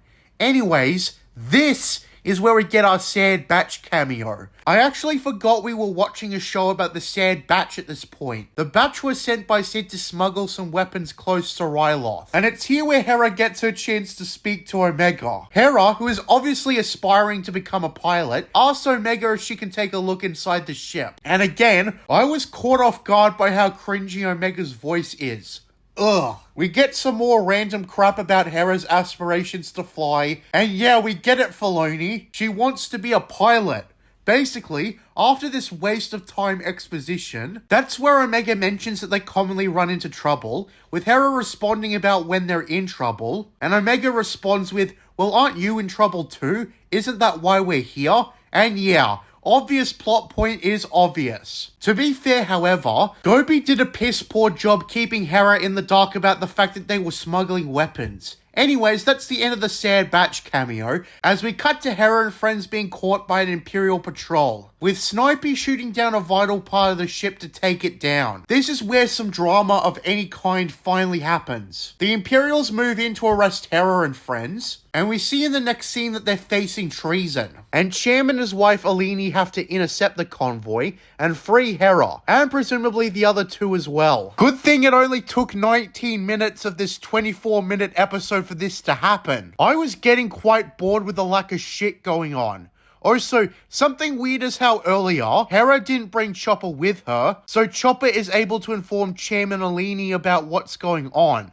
How convenient. So basically in the following sequence, we see that clone troopers are just as useless as stormtroopers in Rebels. What a downgrade. You'd think they'd struggle at least a bit. So basically Rampart, Tubby, Hauser, and the other Imperials are forced to surrender, and basically a scene later, Hera is sent on a getaway transport. And then Rampart turns the tables by having Snipey, who was there the whole time, shoot Tubby dead. And it's gone. Then Hera is sent away on a getaway transport, but for some reason Snipey doesn't shoot the speeder to stop it, which would have been really useful. Imperial reinforcements show up, and Cham and everyone else are framed for the assassination of Tubby. I suppose to the episode's credit, they use the villain kills his own men cliche for something other than the villain having a hissy fit when things don't go their way. So that's a genuine point the episode earns. There's still far more cons than pros, however. Basically, the cliffhanger is now that Cham and friends are arrested, patrols are sent out to look for Hera. And again, why Snipey didn't prevent that is anyone's guess. So with that being said, let's get on with the next episode. There's a planet-wide manhunt for Hera, and Admiral Rampy, yes, that's what I'm calling him now, shut up, tries to question both Cham and his wife on where they sent Hera. Of course, they refuse to budge, and so Rampy leaves them to remain locked up. Rampy then speaks to Captain Hauser, and we've got Hauser directly question Rampy on his methods, but backs down when Rampy asks him exactly whose fault it is that Tubby was killed. Okay, aside from the obvious question of why the inhibited chip didn't work on Hauser, it's another question to ask why no one has caught on to Hauser yet, that he's capable of disobeying orders. I doubt even Rampy knows the full secret of the inhibitor chips, but there was a contrast between how the clones acted pre-Order 66 and after. Something I don't understand with that is why not all clones were given routine inspections to see if there weren't any outliers. Tarkin and the Kaminoans caught on to the Sad Batch pretty quickly. So why not Hauser? It's pretty clear that Hauser's going to do something detrimental to the Empire in some way. And it'll be on the Empire for not spotting the potential threat. Rampy has literally presumably interacted with a ton of clones post-Order 66. And he can surely see that something's off with Hauser compared to the other clones who act like mindless slaves. Okay, so after this scene, we see that Chopper is in the base. completely undetected. And this is because Hera sent him. You want to know where Hera is hiding? No, really, just take a guess. It's right outside her home. Yeah.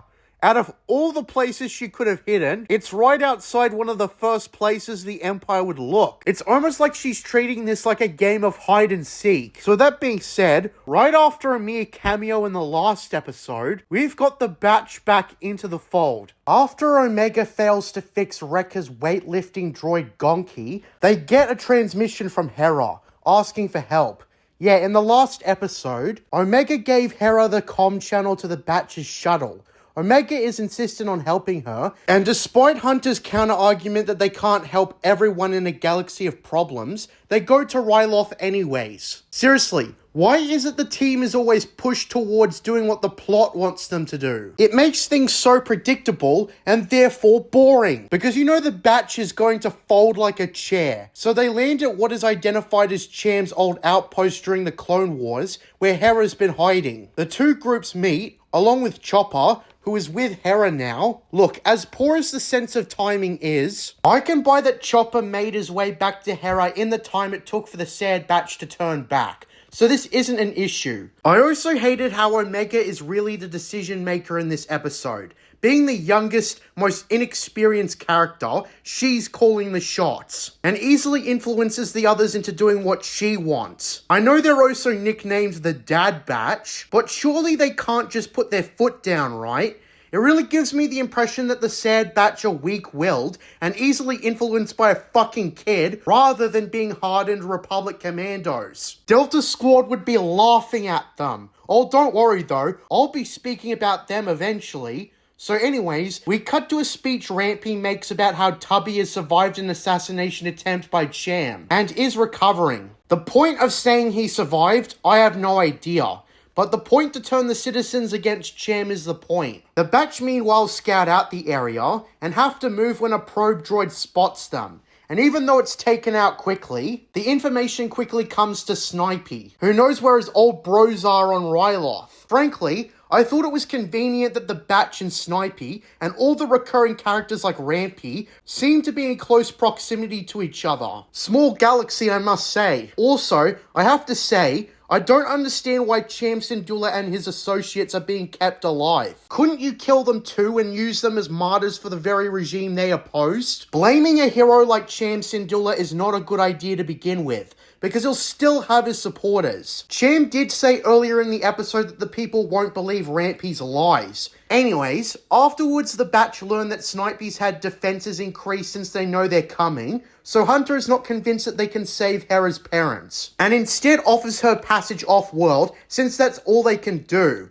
Of course, Omega doesn't like this, and tries to talk to Hera about changing Hunter's mind. There's also a scene where Snipey informs Rampy directly about his old team, but he doesn't care and tells him to continue his search for Hera specifically. We've also got Hauser acting a tad treasonous towards the Empire by trying to convince Cham and his wife to tell him where Hera is, but they refuse to budge with him also. But it's clear Hauser's on his way to switching sides. The show also skips to a scene of convincing Hunter to risk their lives for Hera's parents, and instead cuts straight to them coming up with a plan. Why is Phony Filoni so goddamn lazy? Anyways, the plan involves everyone splitting up and infiltrating the base. To make a long story short, Omega and Hera go with Chopper without any supervision whatsoever. Chopper ultimately fails to disable the turrets and is found out by a clone patrol. They don't deactivate him for some reason. This is all the while Hunter and Echo scale the wall and sneak in. All the while Wrecker and Tech fly the ship in.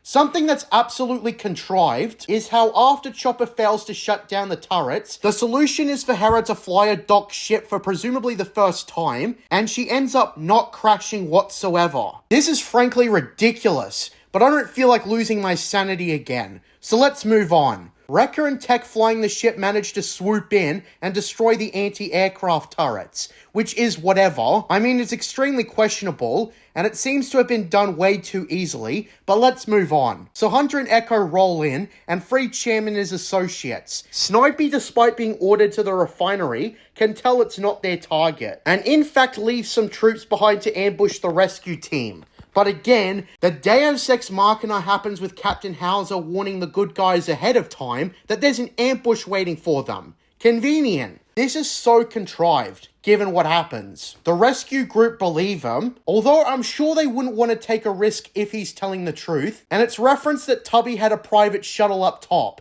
So instead of going out to the front door, they'll instead go to the shuttle. Hauser says that he cannot justify the Empire's occupation, and he's going to try, predictably, to talk to his brothers out front and reason with them. This is going to be a shame. Well, to the show's credit, it ends even more pathetically than I expected. Instead of being plowed down by all of his brothers similar to how John Marston died, Hauser gives an absolutely shit speech. And a bunch of his brothers drop their weapons because they agree with him. Guess the inhibitor chips don't work really well shortly after the rise of the Empire. Look, I can buy the inhibitor chips wearing off after several years, which is more than enough time for Palps to decommission the clone troopers. What I cannot buy is it happening like a month afterwards, especially after a shitty speech like that. And all that comes of it is Snipey telling those loyal to the Empire to arrest the traitors. Then Tubby's shuttle takes off, and Snipey is too slow and misses his shots. How embarrassing.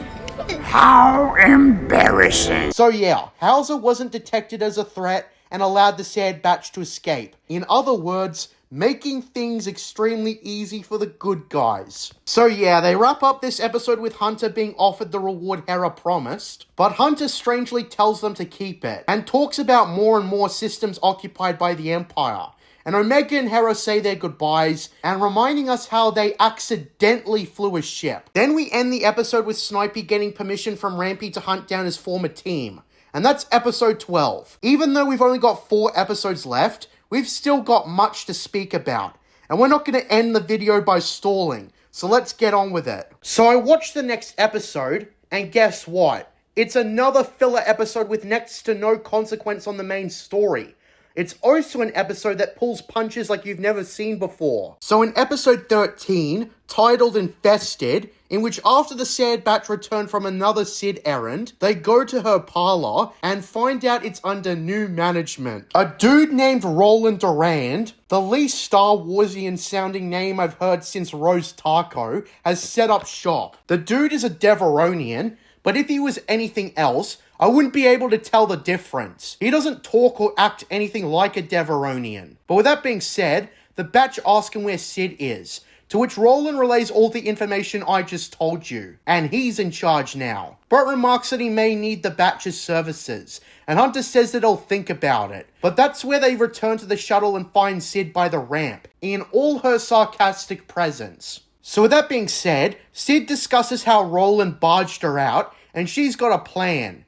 Now, first question I have, why in the hell did Roland let Sid live? Wouldn't a crime lord kill you to take your place and establish their dominance? And let me tell you, the filler in this episode does not drive the story in an unexpected direction whatsoever, despite the setup having the chance to do that. Sid comes up with a plan to depose Roland and get her parlor back by stealing a crate of spice Roland possesses that he plans to give to the Pikes. With that, he'll get into trouble with the Pikes and they'll probably kill him, ensuring Sid's repossessment of the parlor. Now, it's not at all explored why the Batch helps Sid instead of just doing jobs for Roland, beyond Omega saying that Sid needs their help, yada yada. Again, it seems like Omega is the decision maker instead of Hunter, and it's frankly ridiculous that his squad's led by a godforsaken kid. It makes the rest of the team, especially Hunter, absolutely spineless for just going with what Omega wants. Anyways, the plan includes going through an underground tunnel system to sneak into Sid's office and take the spice, therefore placing Roland in trouble. So yeah, Sid openly gets her 2 lackeys to distract Roland by stealing Roland's newly acquired pet Ruby, which they proceed to run away with, luring Roland and his goons away. This is where we get introduced to Earlings, these creatures who Sid warns not to bother, and after making their way past them, the group carrying on into Sid's old office, stealing the crates of spice. However, as you might have guessed, Roland catches Sid's lackeys and proceeds to come back to find the spice gone. So that's where we get an inferior version of the minecart chase from Indiana Jones and the Temple of Doom, where those Earlings come back, and being attracted to noise, they swarm the bad guys and knock their cart over into the abyss below. And the spice gets dropped down below too. Now this is where the writing gets really stupid. Roland, without a means of giving spice to the Pikes, is in big trouble when they show up. He has to tell them that it's been stolen, and they don't take the news very lightly. This is where Sid and the Batch return to the parlor, and initially, they think it's a job well done. Until the Pikes come by with Roland at gunpoint, and tells them that they've got to retrieve the spice that was dropped in the abyss of Erlings or else. And as per the task, they're forced to leave Omega with the Pikes as a bargaining chip. As such, the Batch decide to these terms when Sid tells them they don't want to mess with the Pikes. But the thing is, why the Batch would trust the Pikes to take good care of Omega without their supervision is anyone's guess. When this happened, I half expected Omega to be sold into slavery by the time the Sad Batch returned. And that would kickstart the story in a new direction, possibly attracting the eyes of the Empire or something like that. Well, shock and horror, nothing even remotely that interesting happens. Instead, Wrecker and Sid rappel down to collect the spice, and do so after getting rid of the Erlings. And with that, they proceed to bring back the spice. And strangely, the Pikes keep their promise and return Omega, which seems really spineless for a crime gang. You see, the reason I was expecting them to sell off Omega is because it would make for a really interesting dilemma. Sid in the episode said that taking on the Pike Syndicate was not a good idea. So if the Pikes didn't keep their word and told the Batch to deal with it, it would depict both the Pikes as dishonest criminals, but also give the Batch a new problem to solve. Now, I don't buy that the Batch would leave Omega unsupervised with the untrustworthy Pikes, but that sounds like a half-decent conflict, right? In fact, this could tie into the whole plot of Omega being wanted by the Kaminoans, and this could take them straight back to Kamino after an investigation, and it could kickstart a conflict where the Pikes are following them for the rest of the show, and so they always have to watch their backs. But I was thinking of stuff that would make the story too compelling, and Filoni is one to pull punches, so this obviously doesn't happen. The Pikes keep their word, and they don't do anything like demanding the Batch do them a lot more jobs to make up for it. They literally could not make things any easier for the good guys. As for Roland, the Pikes plan to behead him, but Sid tells them for some reason that if they execute Roland, it would start a conflict with Roland's mother, who is very powerful. So the spineless Pikes instead decide to chop one of the dude's horns off, and then they leave. That's it? Jesus, what great compelling drama, having nothing accomplished in a filler episode. I imagine it would be much more interesting if Sid wasn't a reliable source of credits forever, and the Batch struggled to make money in the rise of the New Order, but that never, ever happens. Life under the Empire doesn't seem to be hard or restrictive at all. In fact, the Batch are never hunted down ever, unless the show wants them to be. I'm yearning for all the crazy shit they could have done to make the show even remotely interesting. But unfortunately, they go for the safest option imaginable, to just have everything resolved in one way or another. The Pikes look more like pushovers, and the Batch have everything work for them in the end. I guess something I could ask is how Omega sticks up for Roland, despite being the cause of their problems for this episode, and her reasoning comes at the end of the episode, where apparently Ruby the Lizard likes Roland, so there must be some good in him. Now I'm just thinking back to Vima Sunrider and Ula Queldroma and how much more interesting that ended up being. The story of a younger character who saw the good in someone like Ulick, even after his crimes against the galaxy. Ugh.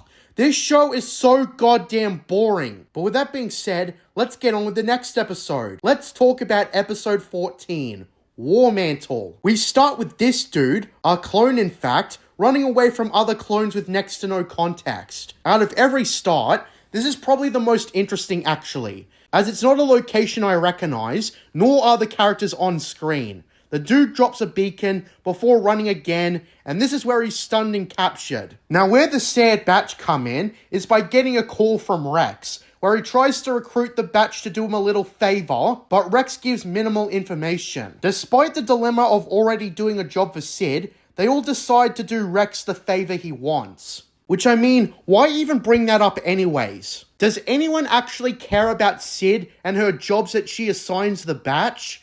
Anyways, with that being said, They land at a nearby zone, and something I have to point out is that they aren't shot down or surrounded when they land. We get developments that Rampy and Snipey plan to depose the Kaminoans because they've outlived their usefulness. The dialogue here is very cookie cutter and is the whole cliche "you've outlived your usefulness" affair. You've seen it a million times already, and it's not even laughably bad. It's just nothing. Anyways, the batch land on a random spot, and Hunter uses, well, his hunting skills to track the clone that was captured, and eventually he forces Omega and Wrecker to stay on the ship. And this is obviously done just for a convenient pickup, when I hardly recall a time beforehand where they did that. Why is it whenever I look at something Filoni does with a critical eye, there's always a goddamn issue in the writing? I suppose it's not the biggest issue in the world, but the first time I watched this, I did wonder why the hell this was done. So anyways, Hunter, Tech, and Echo climb up a mountain and easily find a secret Imperial base. Great find. I cannot believe the so-called hidden base is that exposed. Like, I don't know how isolated the world is,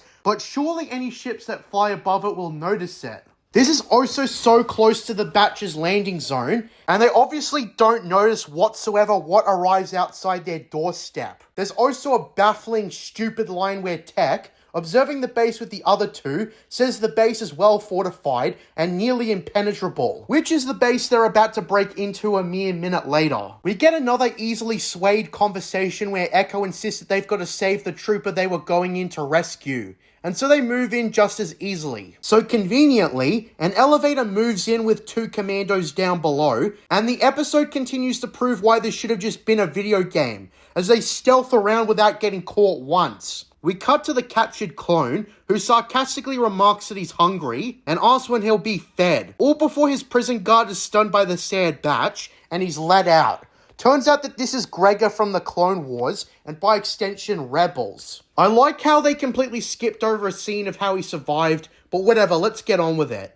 The Batch sneak around, and before he can spill the beans, Tech tries punching in a clone code to redirect all forces. But since clone codes have been renewed for regular Stormtrooper codes, they don't work and trigger off an alarm. I find this so contrived, and only after being caught and defeating their enemies do they realize that with the exception of the commandos, everyone in here is a regular human. Basically, Gregor was here to instruct the regular troopers, but with that being said, they run all over the place, and I can't believe I'm saying this, but they come across Scorch of all characters. You know, from Republic Commando. If their commando's instructed to teach the next generation, where the hell is the rest of Delta Squad?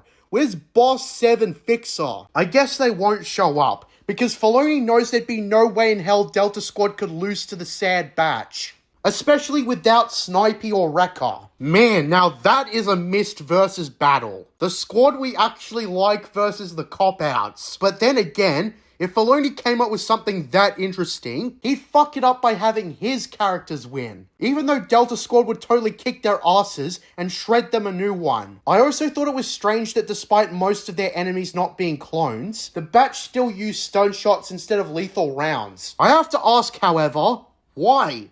What's the point? Still, I found it insulting that Scorch as a cameo was absolutely wasted to the point of parody. He has his ass handed to him, and as such, the Batch escape out an exit, where the shuttle shows up. And to make a long story short, they have this stupid man gets left behind scene where Hunter fails to make the jump and lands at least 500 meters down and survives, which is very hard to believe. And we get that whole go on without me cliche you've also seen a million times before, and they leave without him. To which Hunter immediately surrenders. Why he doesn't even try to take them all down is anyone's guess, especially since they weren't even surrounding him until he just called it a day and let himself be surrounded. Good job. Like seriously, I thought Hunter was going to run off and try to find another ship to make it off-world, but of course not. So yeah, they wrap up the episode with the Kaminoan Prime Minister being arrested and Snipey coming in on Hunter, saying that he was hoping for the whole squad, but he'll do. The end. Okay, that was pretty pathetic, not gonna lie, but let's see if they can end the season off with a bang, as the final 2 episodes are a 2-parter. Part 1 is titled Return to Kamino, and it goes how you expect. Crosshair intends to lure the Sad Batch into a trap by activating Hunter's communication device. And obviously Hunter points out that they'll know it's a trap, but Snipey is like, they'll still come for you. And that's exactly what happens. Now at this point, Omega magically knows about an isolated docking spot where they won't be detected. After the riders lazily fumble through getting past the ships orbiting the world with the excuse that there's only 3 of them in orbit, they land at an isolated spot and move in.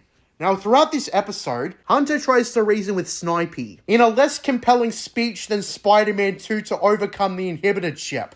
Although in Spider-Man 2, the inhibited ship was actually a good thing. Snipey is still a hardened Imperial, however, and doesn't budge. To make a long story short, the batch come in through the training room, with Omega forced to stay below the elevator in case something bad were to happen.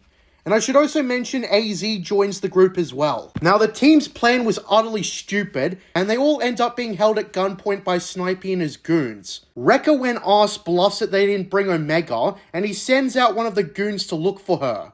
All the meanwhile, she's actively trying to cause a distraction. To be fair, however, the goon assigned to find Omega finds her relatively quickly, and Snipey with the rest of the squad monologues about not going along with the Empire, and that he's going to give them all a chance. However, the scouting trooper, when he finds Omega, is easily knocked out, and Snipey tries to recruit them to the Empire. And apparently this involves telling his current squad to stand down, but for some reason they disobey, and he fires his blaster and it ricochets into his squad, killing them all. And it's gone. Yeah, the villain kills his own men cliche. Where have I seen you before? I guess to the episode's credit, Snipey did warn them to stand down, and they were about to execute his old team. And this is where we learn that Snipey removed his inhibited ship long ago, and he's still loyal to the Empire, and implores them to join the Empire. It's chill and they have cookies. But of course they all stand their ground. I guess the one positive is that both sides stand up to each other and refuse to be a part of what the other wants. That one trooper who was sent for Omega wakes up, observes Snipey and his old team fighting together, and once the trooper contacts Rampy, he tells the trooper to pull out. Then comes the somewhat unexpected twist.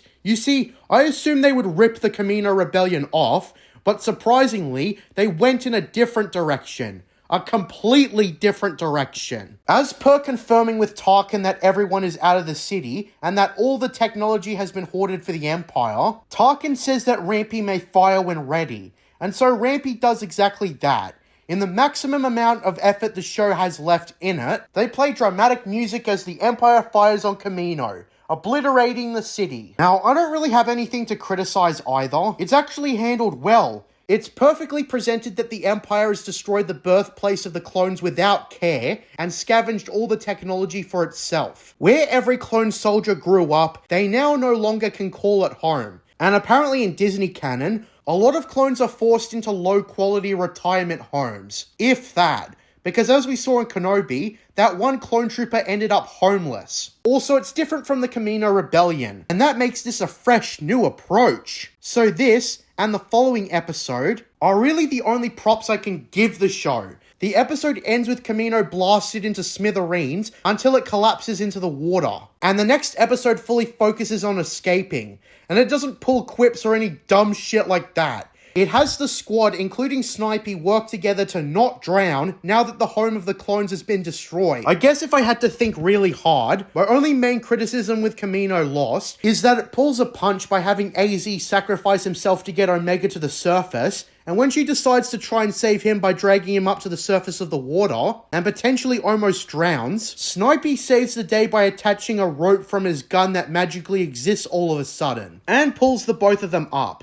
Even though AZ is deactivated, he can easily be reactivated. So yeah, they paddle over to the ship and by morning, they arrive. Snipey decides to stay with the Empire in spite of everything, and the batch leave. Then, they end the season with Nala say the Kaminoan scientists put to work for the Empire, because they value her skills. And thank fuck, that's the Sad Batch Season 1. So unfortunately, one episode out of 16 isn't good enough. The quality control ratio so far is quite terrible. One success, 15 failures in compelling drama. As many of you may know, I quit the show the first time because it failed to get any better, and to summarize my problems with the first season, it's similar to those in Rebels. It pulls punches, it's littered with filler, the characters are uninteresting cardboard cutouts, the comic relief is horrible, and overall, it just doesn't work. The Sad Batch would have worked better as quippy video game characters, and frankly, I could almost find myself liking them in that context, because otherwise, they are lame as shit. The season ending decently does not make up for the start and middle being screwed beyond belief.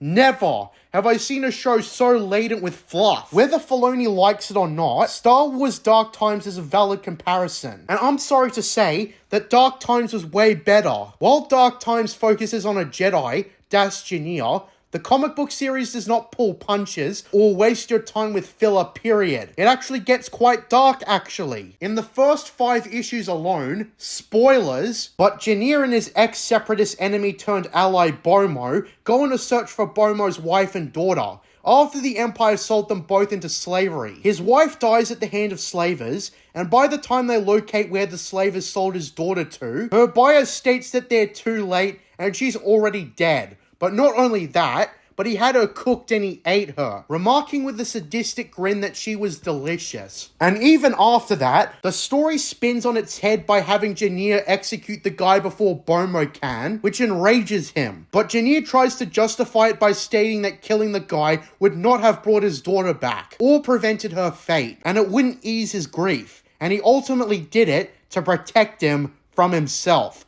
Although Bomo doesn't want to hear it, and rips into him that he didn't learn anything from the war, and Janir must think that he knows what's best for everything, being the pesky Jedi that he is and so on. Now that's drama. But what we've got here is a poorly structured, and for the most part poorly written shitty kiddie show they play over at Weenie Hut Juniors. 3 out of 10. Alright, now with that being said, I'm only a third of the way through. I'm JJ Plagiarisms, and until next time, what are stories about mystery boxes? Under the mountain, a golden fountain. Were you praying at the Loris shrine? But oh, your city